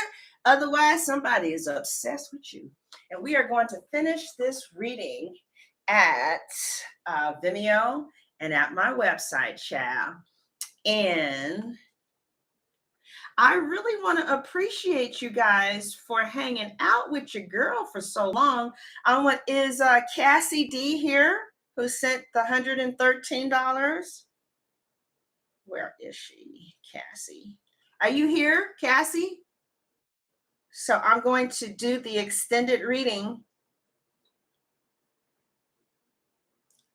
Oh, how many of you guys are obsessed? Oh, you were obsessed. You are welcome. Well, good. How many of you are obsessed? Well, it must be people who are obsessed with you, Chad. Besides, if the Gemini is obsessed, it's just one twin. Jimmy Jams, you know what? I have found Jimmy Jams. I've seen some Jimmy Jams that everybody wanted and nobody could get them. Guess how they was got? Jimmy Jams. What'd you say? You say challenge? Nope, that wasn't it. You say, was they fine? Nope, that wasn't it. You say, was they smart? Nope. Well, they were all those things, but that wasn't it. Guess what it was? Jimmy Jam. Every Jimmy Jam that I have seen that got caught, it was somebody that has some money. And they never talk about that in the astrology pages. I'm trying to tell you, I've seen a Gemini and they were like, I'm going to do, and I'm going. They met somebody that put them up in a big, pretty house, and the bitch didn't have to work. And she just is happy. Baby, them twins is in there kitchen cooking up a storm. And I'm like, but what about, and she up in her pretty house and she ain't causing no problems. I knew this other Gemini man, and he this and he that, and he want this, he want that, got a chick that has some money, and he just sat there just as happy, came home every night, didn't cause no problem. There was no Josie, nothing. He was just up there eating, looking at Lifetime with his rich woman. So I don't know, Jimmy Jams, they could have had Taurus, Virgo, or Capricorn somewhere that did that. But I'm telling you, the Geminis that I know that have found somebody rich, they shut the fuck up. The twins don't argue, and they don't go to the left, they don't go to the right. They sit their motherfucking asses down and eat the food and eat and look at the TV. And I'm like, well, how come none of the books ever said anything? How come I can't? Nope, no, I never read. And y'all think that they got Earth in their chart? Tell me the truth, Geminis. What's going on? Is it because do they have Earth in their chart? What is it? Why did the Geminis just they just sat the fuck down and they eat and ain't no problems. The twins don't argue, and the family come over and we look at the Gemini, and everybody eat, and then we go home and ain't no problems. Ain't been no problems for 15 years. So what's up with that with the money? I'm trying to figure out what happened. Don't nobody ever say that though. So y'all need to break this down because I never read that nowhere. Tell me what's going on. It must be the Earth. Now, those of you who are saying, yes, that's the truth, do you have Earth in your chart? I need to know so I can break down what the fuck is going on. Now, how many of you got Earth in your chart and that's why? Or did they just don't know? They just don't know. How is that possible? I thought you guys are not even a female sign. How is it that the Gemini just sitting up there just as quiet and just as happy and come home in that big pretty house and and look good, and that same Gemini that was breaking everybody's heart is just as happy and French. I saw that bitch actually French braiding. I saw that bitch French braiding somebody's motherfucking hair just as calm, ain't no problems, having her wine, and both the bitches happy. You know, well, what's going on with the twin? The twin happy too. Well, what happened? Child, I don't know. Oh, is it the Virgo? Y'all, is it Gemini? You have a Virgo rising.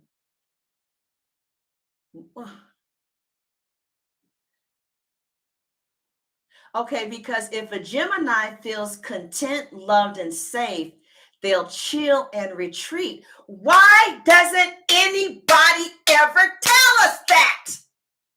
You know how long I've been trying to catch a Gemini? I didn't know that was the way to come. Nobody tells us that. You read, how do you catch a Gemini? They say be smart, be charming, be a challenge, be intellectually stimulating. If the bitches would have said have money, put they bitch asses up in the house and feed they bitch asses some crab and some goddamn steak, and everybody would be happy. I would have done that years ago. Did nobody never tell me nothing? I got these clients who didn't, even the damn clients didn't say. At least the goddamn earth signs will tell you. Never had a Gemini client say, well, if the man had some money, well, if she had some money, both the twins will be happy. Do you know how long we be trying to figure out what's going to make y'all bitch asses happy? So I'm trying to figure out, is it the Geminis with the earth? Or do you feel like this and you ain't got no earth in your chart? So you mean all this time, all I had to do was to provide the Gemini with an easy lifestyle? Because the Geminis that I know that broke all kinds of hearts sitting up in a nice, big, pretty houses in Atlanta, just as happy, drinking a wine. Ain't nobody got a problem with nothing. No problem? No. Twins are cool? Yeah. You want to go to the pool? Do I want to go to the pool? Bitch, what the fuck is you talking about? What are you talking about? What? Are you the same bitch from last year? Yeah. Child, problem solved. Problem solved. Ain't none of child. Angel said you can't be a hoe and broke. Lord Jesus. Stability. Then nobody. She said that's how you break the code. I don't understand. Y'all ain't told Sunshine nothing. How long have you been watching me and you kept this from yourself?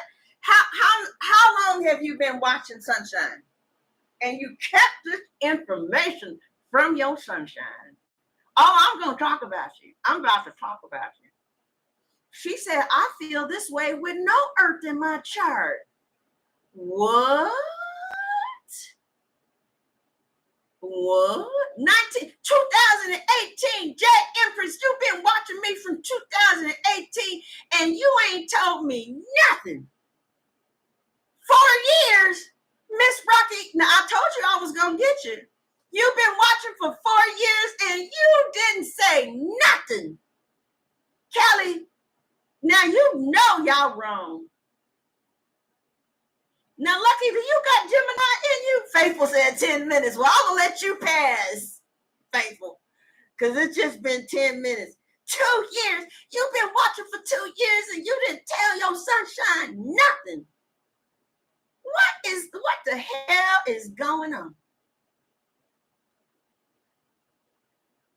So let me ask y'all who are cross watchers, how long did you guys know that Geminis like stability enough to where it would just make they asses sit the fuck down and shut the fuck up? Did you know that, honey? Didn't nobody? I need to write my own goddamn astrology book. How many of you knew that if you provided the Gemini with some stability, that they would sit down and shut the fuck up? I want to know how many of you knew that.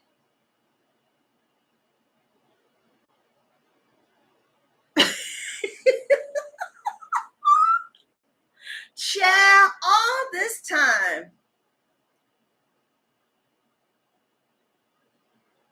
Leah, you've been here 5 years and you're just now telling me that.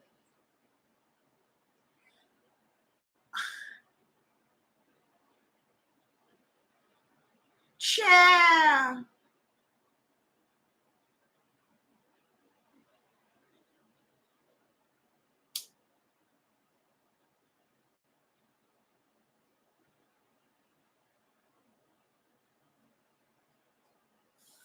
Yeah, you're right. You're absolutely right. Wow. If you're just new coming in, the Gemini reading is over. If you'd like to see it from the beginning, you can go ahead and click it from the beginning. We just talking shit now.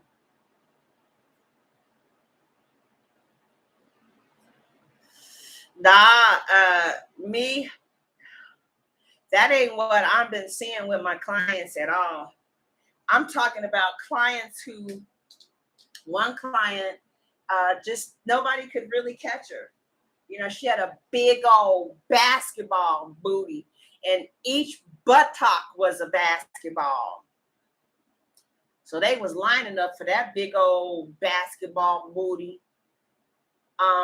And when she met this doctor who had this beautiful home, and she didn't really have to work, she just acted right and fit right in and loved the family, and the family loved her, and there was no issues, no cheating, no problem, no conflict, no nothing. Baby is up in that big, beautiful 8-bedroom home up in Buckwood, Buckhead, with no issue. And we had issues for 4 years with her dating everybody else, but not the rich one. Are all women like that? I don't know. Like y'all saying other stuff. Well, it's the love, it's the time. I'm telling you, the Gemini told me that she was not in love. But I tell you what, that Gemini up in that house every night ain't left no divorce, no separation, no hotel room, no go live with the sister, no arguing, no complaining, no ifs, no buts, no nothing. The only thing she want to know is who are the next visitors coming in from out of town to entertain. That's her job. And she don't mind her job at all.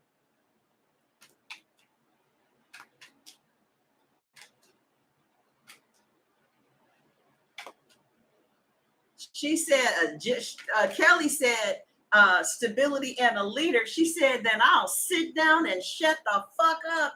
Child, now, Kelly, how long have you been watching me and you done kept that to yourself, child? Kelly, I just don't know what to do with you. She said, I've been new myself on that. But you, Ilana, you know you should have told me that. Y'all wrong, Jimmy Jams. I don't know. Now, see, Janine is saying that the money is the frosting, but that ain't what I've been seeing. I've been seeing that the money is the cake. You talking about the frosting. These Geminis sat the fuck down. That you wouldn't even think they was Geminis. You would think that they was on something. It's like, well, bitch, did you have a joint? Why are you so calm and cool? Did you have something to drink? No, I didn't have nothing to drink. Do you see this motherfucking house, bitch? That I don't pay nothing in, but maybe the cable bill? Now, if you, this is what the Gemini is saying, was still tripped with all this, you're the one with the problem, not me, bitch. Because I'm not stupid. Oh, that's what it is.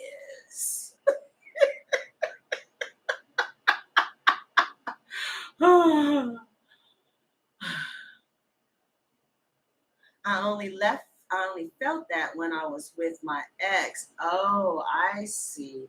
Interesting. It's really interesting. Because everybody's not like that. You know, there's some people who are not like that. But yeah, I see. Yeah, Gemini been cool with men that had the money from day one. Gemini didn't give the man with money very many problems at all. As a matter of fact, the Gemini put that swag on and that charm that we can't resist from you. You know, pretty much if a Gemini wants you, they're going to get you, especially if you're an air sign and you like good conversation. Even if you don't like good conversation, there's just some signs that trying. Like Leo, Sagittarius is, oh my God. What sign do y'all really get along with? A Sag in a room? Pow. Leo, pow. Aries, pow. Me and Aries, we about to fight in about 5 minutes. Leave me alone in a room with an Aries. Something's going to rub me the wrong way kind of quick because they're my opposite sign. How y'all feel about Sagittarius? Who is Gemini's opposite sign? I thought it was Sagittarius. Is it? Let me see. Who is Gemini's opposite sign? Gemini opposite sign. Y'all, what is Gemini's opposite sign? Yeah, opposite Sagittarius. How do you guys get along with Sagittarius?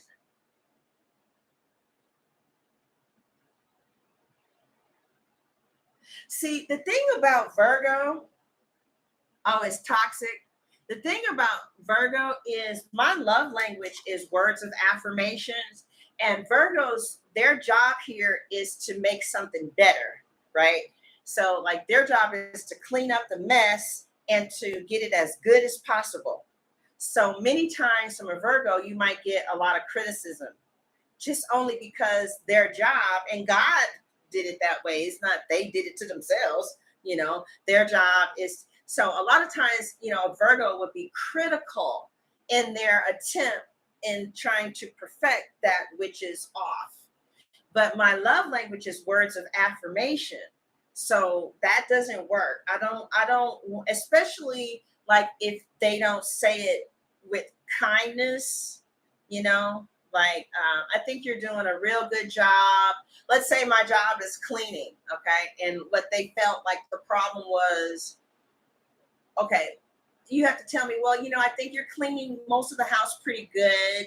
And I'm very happy with the outcome of the living room, the kitchen, and I also like the dining room. But we think you could do a little bit improvement with the bathtub. Okay. But everything else we're okay with. But like a Virgo would just say, the bathtub is just filthy. And so you clean the whole house and the whole house looks good, but there's a one little spot in the bathtub that needs to be cleaned. And they'll tell you about that spot. And then it's like, damn, but do you see that the whole house is clean? And so that doesn't work well with me.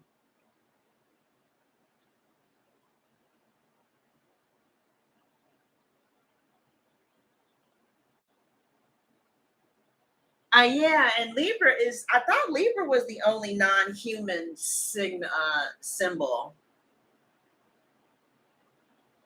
Yeah. So, but yeah, that's what's up with everything. All right, you guys. Well, I have enjoyed you very much. I don't know what the hell I was just talking about, but mental stimulation helps. Sapiosexuals. You know what? That's true because the guy who she ended up marrying, he is very smart.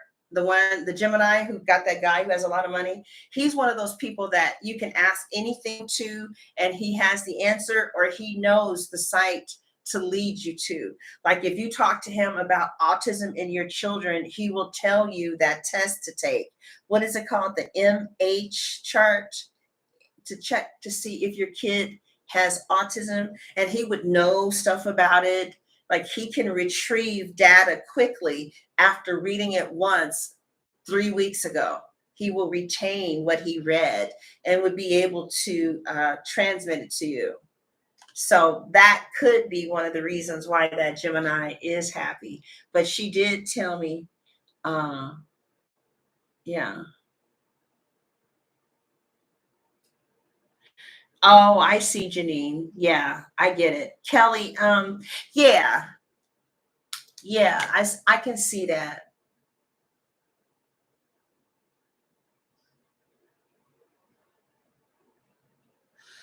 Well, I have ran out of things to talk about, and that is not like me at all, child. So I guess it means that the time has come to an end, child. And so I appreciate you guys being here. I love my job. I love it so much. I got to get back to the other station. I had started writing a book and I got so lost in the characters. And I mean, like, I really got lost in the characters. And I had a hard time coming back.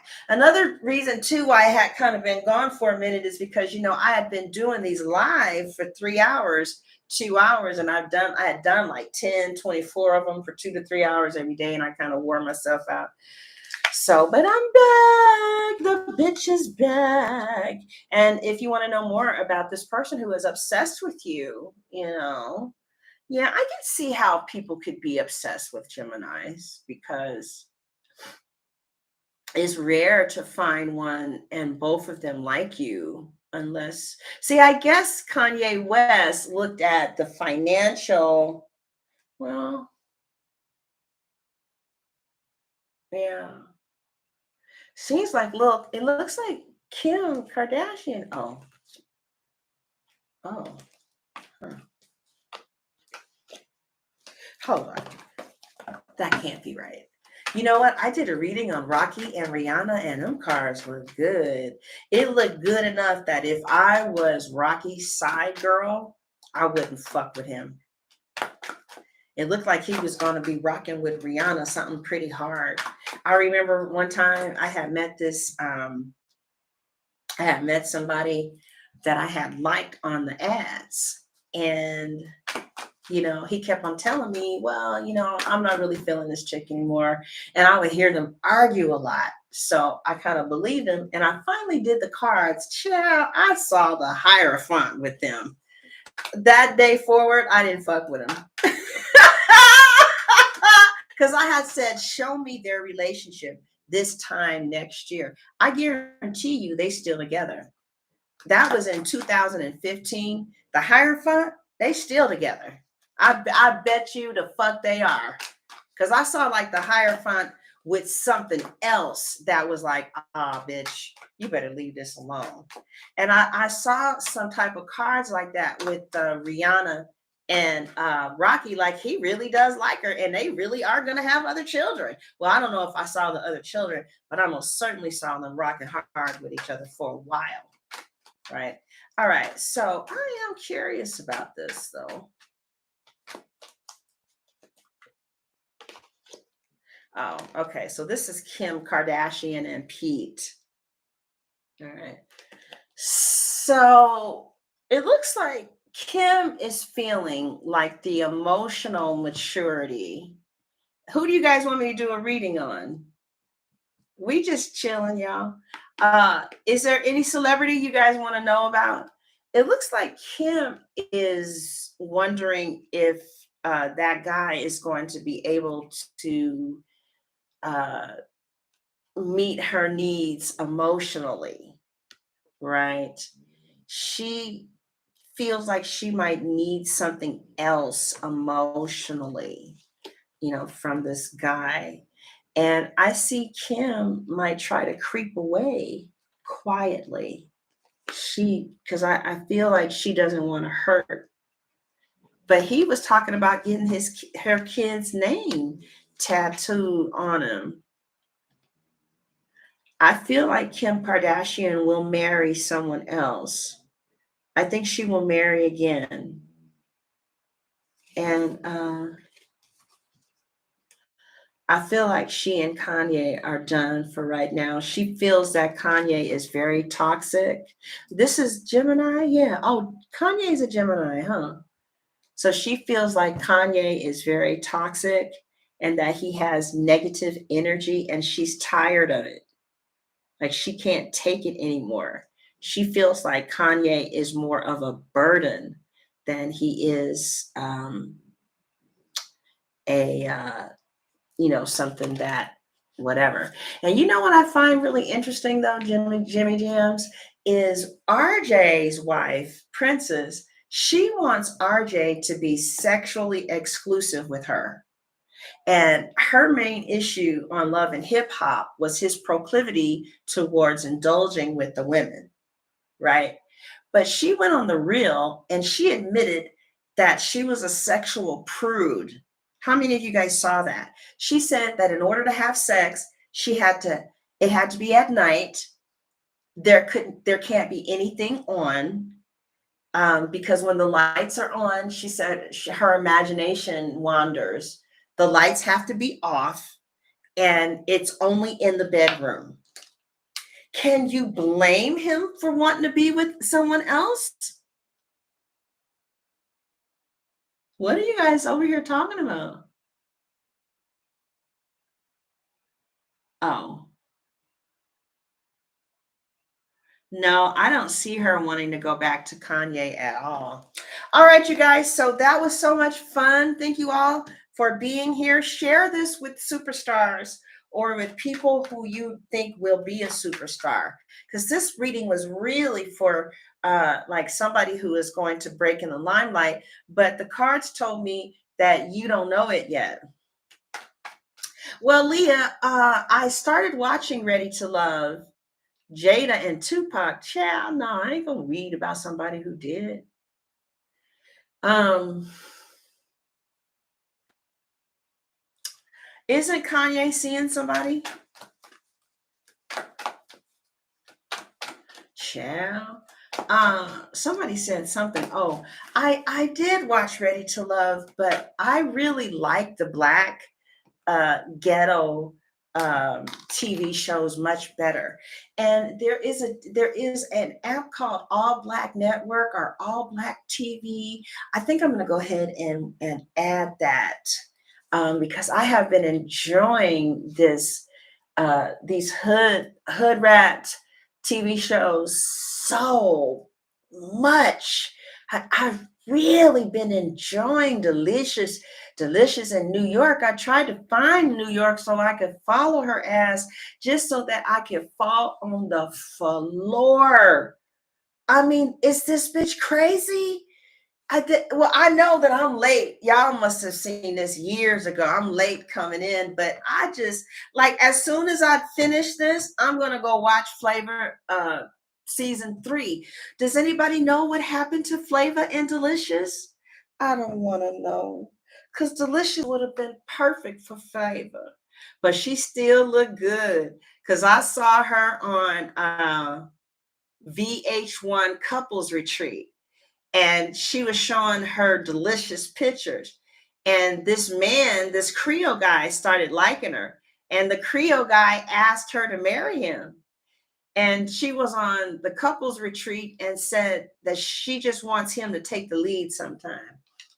But she's cool as hell. I like Delicious. It was. Oh, really? Yeah. Well, see, Delicious, she played her hand so smooth. That's why I like to watch those dating games. I like to see people play their hand in love. Like a young jock's wife. Ooh, she played her hand good too. She was like, she let everybody know I still love that man. And he is a good man. He just got a problem with women. And I love him to this day. And he went and he sat, I guess he did right. He made a good choice in choosing that lady. But the other lady said, well, if you love him so much, why don't you take your fat ass to the gym and be something that he'd want to look at? Who was that girl? I'd never seen her before. And she said, bitch, I'll whoop your ass.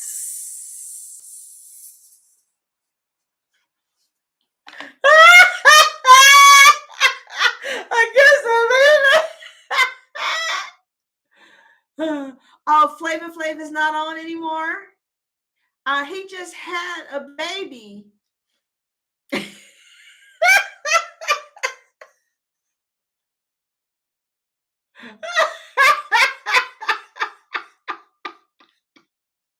Oh, what happened to Nikki? I don't see Nikki no more from Love and Hip Hop. You know what? I think that I'm going to start talking about these old shows on my channel. So I'll go to the other channel because I've been getting a lot of emails. And I have 82,000 subscribers, and they're telling me that I'm not producing anything, so they're going to leave me. So maybe I will respond, girl. If y'all would have seen me responding to Flavor Flav, I should have recorded that because I was on the goddamn flow. I mean, I have been hollering. Do you hear me? And so a lot of the women that I do readings for are Black women around my age. So we end up becoming friends and start, to text each other if they're not crazy. If they're, they a cool ass Black woman and she cool, she's straight, she ain't crazy, we'll develop a friendship. I've developed a lot of friendships from my people that I read from. So there's one chick in particular, and girl, we be hollering. Now she told me about RJ on the verse, and she said that everybody was talking about that he really fucked up on the verse. I don't know. I just saw Lil Kim just miss like a whole bar. last night. Anybody see the BET Awards? She missed a whole bar. And the hype man was trying to say, you know, do your lines. And she just came down the stairs and was she high? Did y'all see that part? I said, Lil Kim, and then her butt is way up on her shoulders. And I'm like, what's going on? What what's happening? And then, oh, I remember when Lil Kim first came out, man. And then there's this girl, I saw Yo-Yo back on Love and Hip Hop. Yo-Yo still got it. She handled it. And whoever got on that stage with Yo-Yo, she handled it too. Because if something comes out of Kiara's mouth, you can believe that motherfucking shit. I believe Kiara. Number one, because the bitch is a Sagittarius and they don't hold their tongue. They gonna tell it to you straight, no chaser, right? So she was like, if Kiara said that the performance was good, it was good.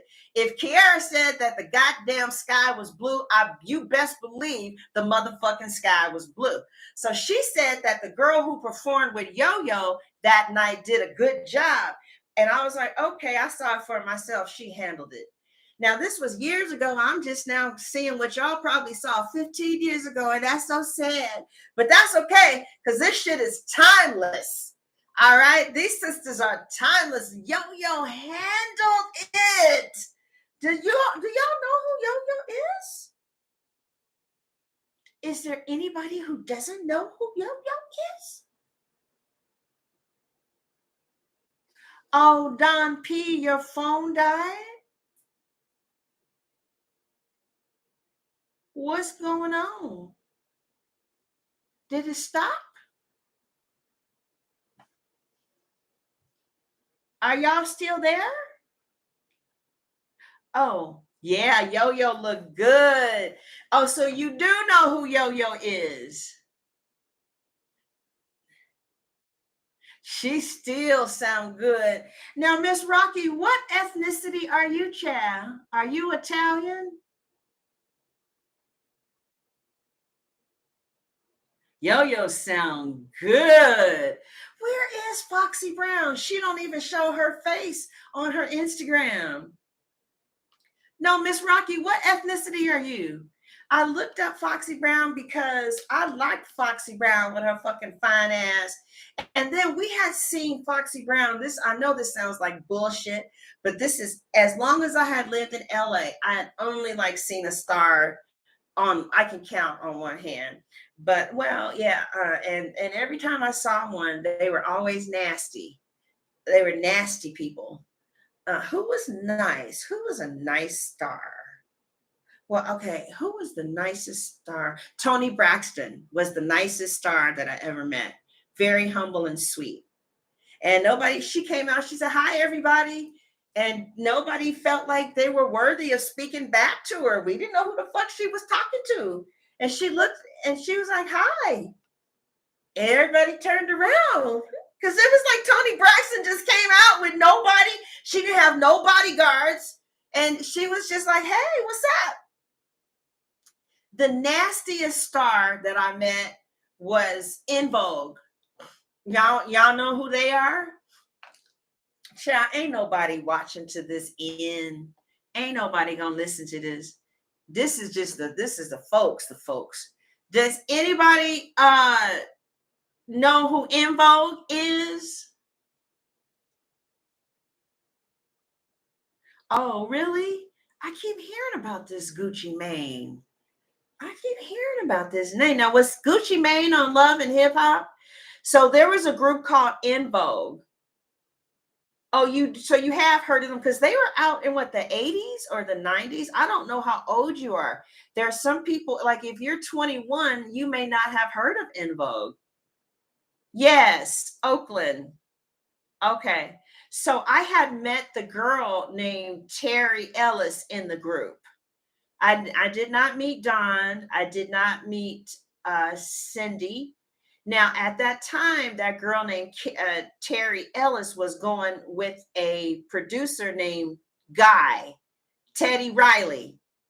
Teddy Riley and Terry Ellis used to go together. I didn't know if that was public or not, but I was in a play with Terry Ellis's roommate. This is in Oakland, just like that girl said. And her name was Sheila. And Sheila was dating. Oh, and so through Sheila, I met Tony, and I started going with one of the guys in the band, which is how we all started going, being around each other. Well, the night that I had met Terry Ellis, there was a movie out called Boys in the Hood. Boys in no. Is that right? Boys in the Hood. Was there a movie called Boys in the Hood?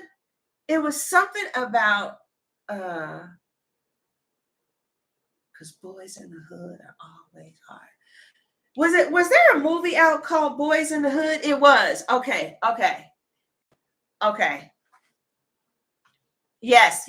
Okay, so there was a movie called Boys in the Hood, and we were all supposed to go and see that movie. Well, In Vogue, I guess, started doing a little bit better, so she didn't have to have a roommate anymore. But Terry had enough money to have a roommate around the lake. That was Lake Merritt. Because see, Lake Merritt, to live around the lake in 20 to live around the lake in 20 to live around the lake in 2020 in 20,000 in 2000 was like 1,500 or 1,200. So that was 22 years ago. It was 1,200. So she did live around the lake, but she didn't live around the lake where you could see the lake. See, some motherfuckers lived around the lake where you could see the lake. She didn't live on that area, that part, but she was still bad enough to be around there. Okay. So by this time, though, she got to the point where she was able to get a townhouse. So we went to Terry Ellis's townhouse, and I was so excited to meet her. I mean, like, I'd never met, I had met Shantae Moore, but prior to Shantae Moore, I had never met a Black recording. Well, actually, that's not true. Tony, no, that was afterwards. Okay, so we get to her house. She does not speak. We go to see the movie. The whole time she ignores me, and she does not acknowledge my presence. And she had two girls that had visited. I think she's from Texas, because she had a girl that visited from Houston, I believe, and another girl was there. And I mean, she just did not acknowledge, did not speak. And so we all went to the theater together, and still she did not speak, did not acknowledge, and she put her nose down. And we finally dropped her off at the airport, and she like literally like sashayed down like a model. She walked down the airport like a model. And then later on, she told Sheila that Sheila needed to inform her if she was bringing a friend, that she was caught off guard by my presence. So I guess she felt like she didn't need to speak to someone sitting in her house. Yeah, so anyway. Jamila, you so crazy. Boys in the Hood, John Singleton. That's exactly. Yeah, that was Terry. But I met, who did I say was really nice? Who did I say was really nice, you guys? Oh, Tony Braxton. Tony Braxton was really nice. Shantae Moore was civil. She was cool. Shantae Moore was cool. Anybody else that stands out? Oh, that guy from Chips. I don't know if you guys are old enough to remember a man named Eric Estrada. Anybody remember Eric Estrada from Chips?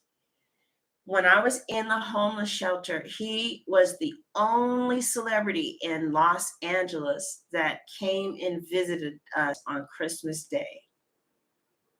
And I cannot tell you what that did for me being in the shelter on Christmas and have Eric Estrada come down there and you guys remember Chips? Anybody old enough to remember Chips? Oh, you do? For real, y'all just tripping. Yeah. And he was the only celebrity during the time that I was staying in the homeless shelter that came, and he came down and visited us on Christmas Day. He left his family and he came down just to give us hugs and to tell us to keep our head up.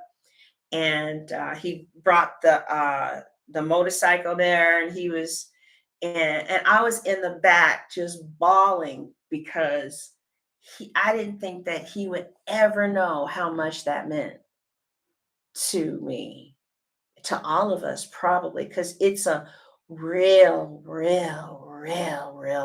bad, low feeling to be in a shelter. Like deep, it's a deep sadness. It's a real hard depression to shake.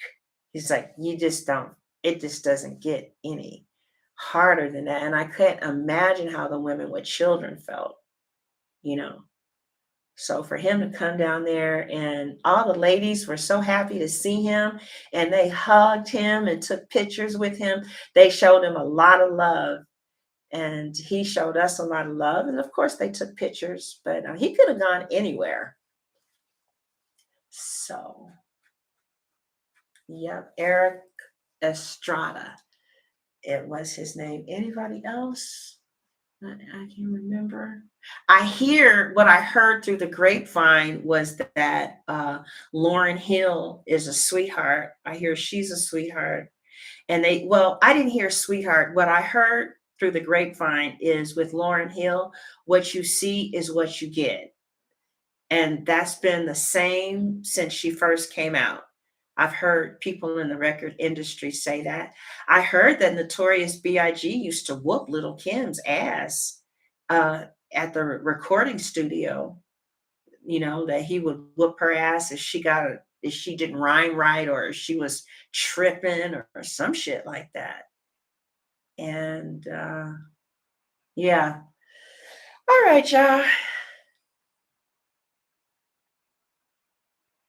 Who? Oh, about oh yeah, Lucky, it is, because I think he must know. Is he still alive? Is Eric Estrada still alive? Because I'm gonna go and put that on his Instagram. I want everybody to know how sweet he is, because he sure did come down there, y'all, on Christmas. Let's see, Eric Estrada. Is he still alive? Eric Estrada, alive or dead? Is Eric Estrada? Look, he still look good. He is March 16th. What is he, you guys? Is that a Pisces? Is he still alive? They don't say. Does he have an Instagram? Is he dead or is he alive? Y'all, I can't seem to find it. Is anybody else finding it in Eric Estrada? They're saying that he's dead. Does he have an Instagram? Eric Estrada Chips Instagram. The real Eric Estrada. Let's see, is this him? Okay, let me see. He hasn't posted since 2016. He hasn't posted. Is he alive, you guys? Oh, he is still alive? Thank you, Mystic Heritage. He is alive, damn it. Okay, Mark, relax, child. Okay, he's 7. Yeah, but he hasn't posted since 2015. This doesn't have the blue. I don't see the blue. Uh, I don't see that blue. What's that called? He,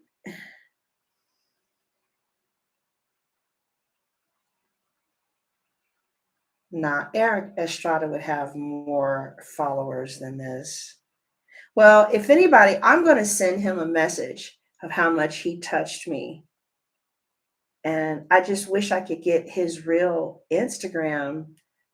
And see, Eric, am I Eric? Did anybody else get it? Did anybody get his Instagram? Oh yeah, verification check. Eric, hold on, y'all. Estrada. Eric Estrada. He's not on here. Is it? It starts with a K.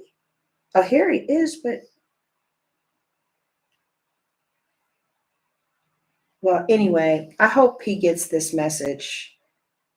I doubt if he would, but okay, here. Now I don't see. It says Eric Estrada, Indonesia, but I don't see the blue. I don't see. I don't think he has a. Damn. Anyway, he's an amazing person, or that was an amazing experience. So he was born. Hold on, you guys. I'm about to close. He was born March 16th. Zodiac sign Pisces. Compassionate. Yeah. Figures. Figures. Yeah. So yeah. All right, you guys. So we had some fun chat. Oh, you found it? No, I went to the. I didn't see the verification there. I didn't see the verification there. Is there any place where I could tell the world what Eric Estrada did? Oh, his name is spelled with a K. Maybe that's what it is. Estrada. Estrada. There's all kind of people saying that they are Eric Estrada.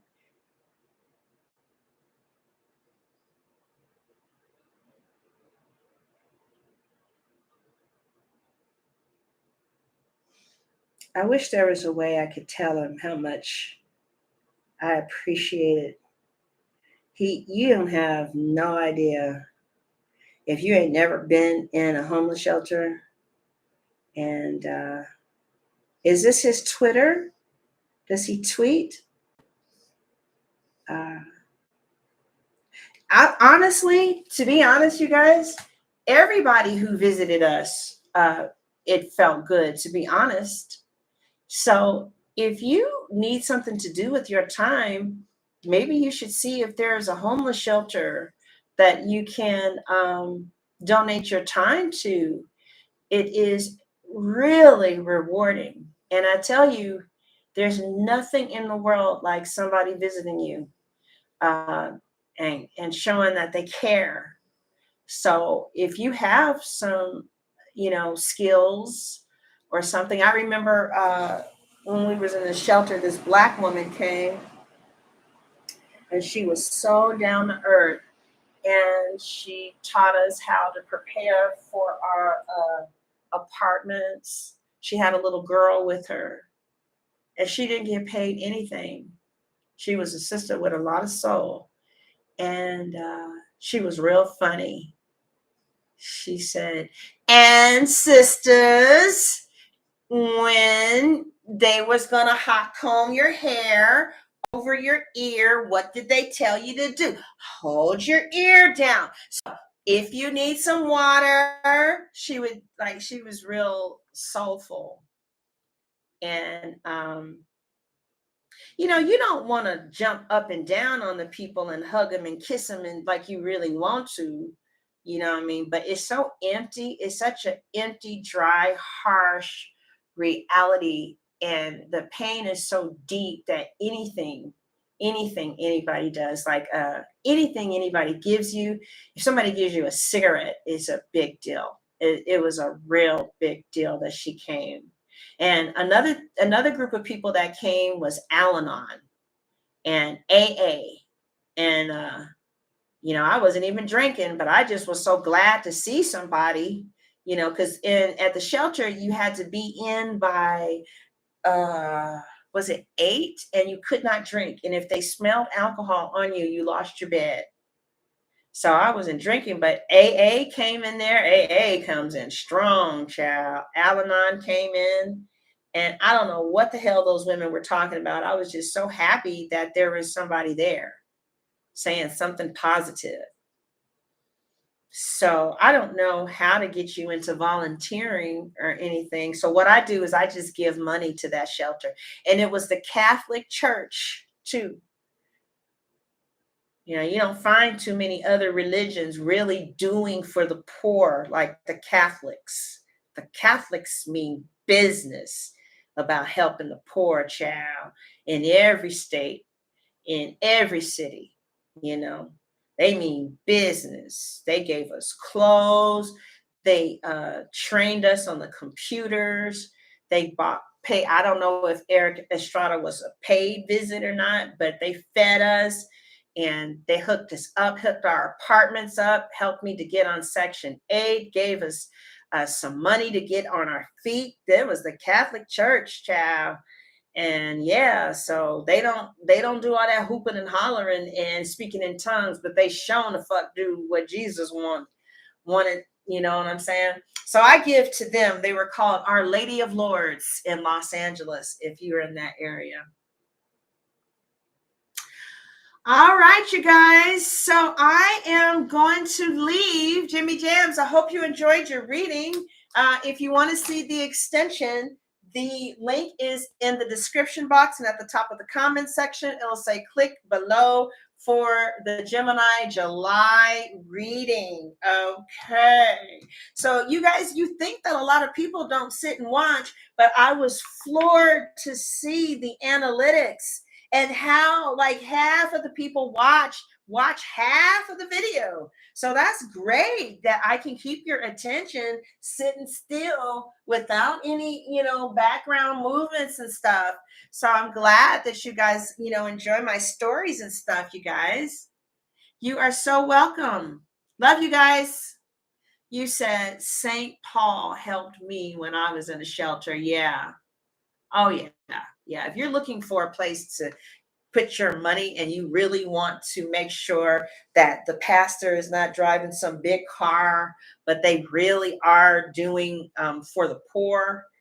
Now, I can't talk about all churches because I remember some non-Catholic churches having food drives in Houston. I don't remember the name of the church, but it was not a Catholic church. And another thing, I got mad respect for Candy from the Real Housewives of Atlanta. That's why God just keeps on blessing her, because she had a food drive for the poor. I also have mad respect for Portia. I love to hear celebrities that do things for the poor. Princess Diana, she was big on that. And that's why, for those of you, some of you are too young to remember her when she was alive. Is there anybody in the room that remember Princess Diana? Do you guys even know who she is? Princess Diana, do you know who Princess Diana is? Yes? Are you, your dad met her? Wow. Okay, so you do know. You guys remember how Princess Diana, she came to the United States and she went straight to the poor. And, I have so much mad respect for that, because everybody's trying to chase clout. Nobody cares about the poor anymore, you know. Oh, really? Oh, are you? You were young. Yeah, I remember the day she died. I think it was in 97, if I'm correct. I could be wrong. It's okay. But I thought it was in 97 because I was laying up in the bed and they said Princess Diana died. I said, what? You know? Yeah. Right. It was, It was like the day Michael Jackson died. What? Michael Jackson died? Mm-hmm. Thank you, Libra the Diva. How you doing, baby? All right, Jimmy Jams, I have enjoyed you. Oh, Libra the Diva, I had so much fun with the Geminis. Child, you missed it. I was talking to them about why is it that some of the Geminis I know, how come they got this man that got some money and ain't no problems no more? They said, child, you didn't know? I said, child, I didn't know. So Libra the Diva, I said, well, how long have y'all been watching me that kept that to yourself? Right? And they answered honestly, because you know a Gemini gonna tell the truth.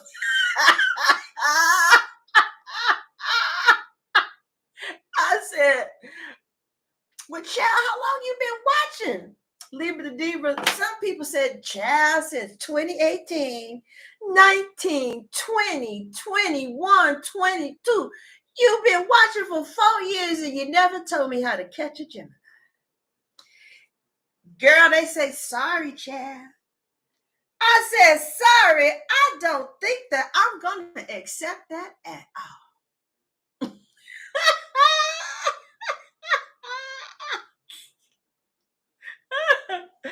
All right, y'all.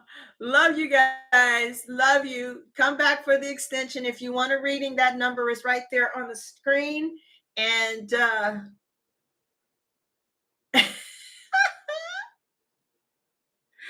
Boss Lady Divine Tarot. Oh, guess who I met? I met Blue Tarot. Blue Tarot.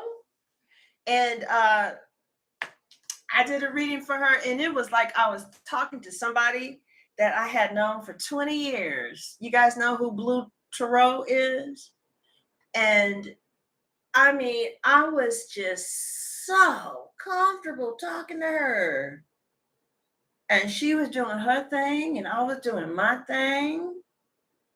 And I had to keep watching the clock because the time just kept on passing, talking to Blue.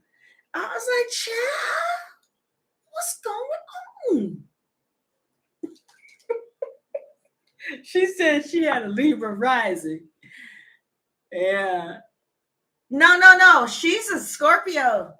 She's a Scorpio. She got Sagittarius something, though.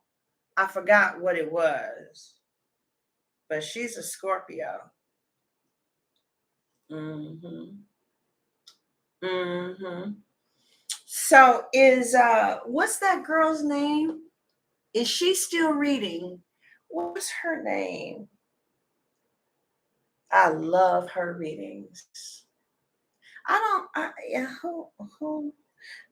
watched this one reader and she doesn't use any cards, and she's a sister and she's from the hood and she's just so damn mean, and I just can't stop watching her with her mean ass.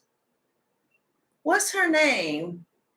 And she said, I don't need no damn cards. I'm gonna tell your bitch ass, I don't need no cards. This is what's up. And she be right on. Y'all know her name? She be getting on my nerves. Oh no, I love Sage Intuitive, child. Sage Intuitive, that's my girl, child. No, I like Spiritual OG too. Is she still reading?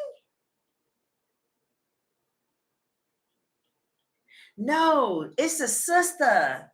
And it's a sister, and she don't use no cards, and she's mean as a lizard in the desert. Just mean. She's just a old mean pissy lady. And then I saw this other tarot reader, and she done cussed out the other tarot reader for 2 hours. And called her, and she said, bitch. And I said, well, let me get some popcorn and let me sit down and try to understand what she said. You fake motherfucking ass, you fake ass bitch, bitch, bitch. And I said, well, now what is going on? And then the girl who she cussed out for 2 hours, she done took all her videos down. I don't want to make that reader mad. I was like, what is going on, child? But she sure was entertaining. I like it when she go off because I'll be watching her. Is she a reptilian? Oh, she's a Scorpio. What did they have beef about? Because damn. Oh, that was a Scorpio going off. Is there any Scorpios in the room? Scorpios, do y'all be going off? I didn't know Scorpios. See, I don't want to fuck a Scorpio up or make them mad because usually they don't say nothing. They go straight into retaliation mode. See, Scorpios have the little what are those called? They're not crustaceans, they're not mammals. Anachryids. Anybody remember that in science? Anacards, anachryids. Anarchids.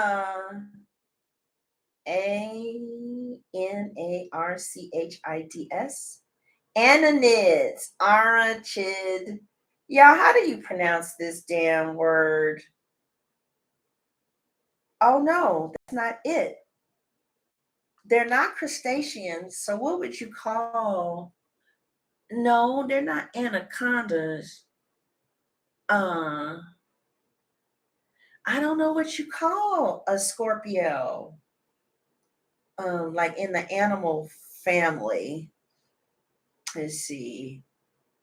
Scorpio is not a crustacean, but what is it?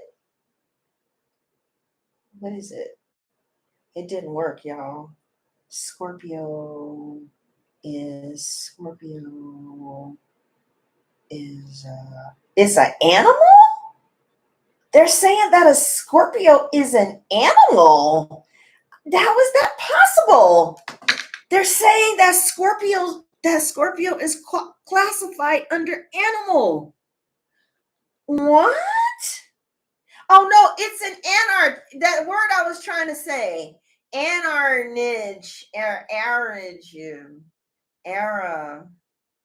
A. All right, we need some smart people on here who can pronounce shit. Arachnid.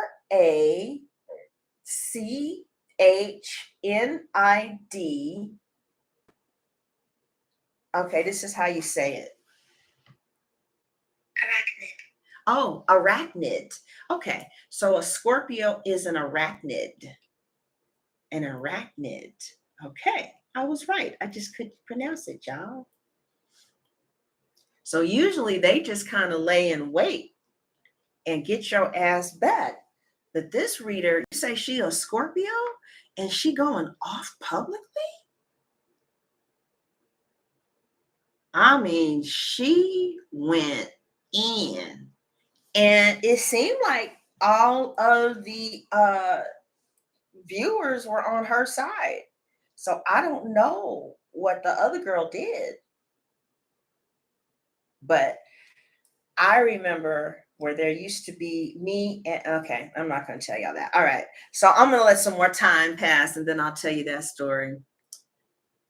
Oh, is that right, Libra the Diva? Okay. I didn't know that. All right, y'all. Love you guys very much. Come back and get the extension. Love you. God bless.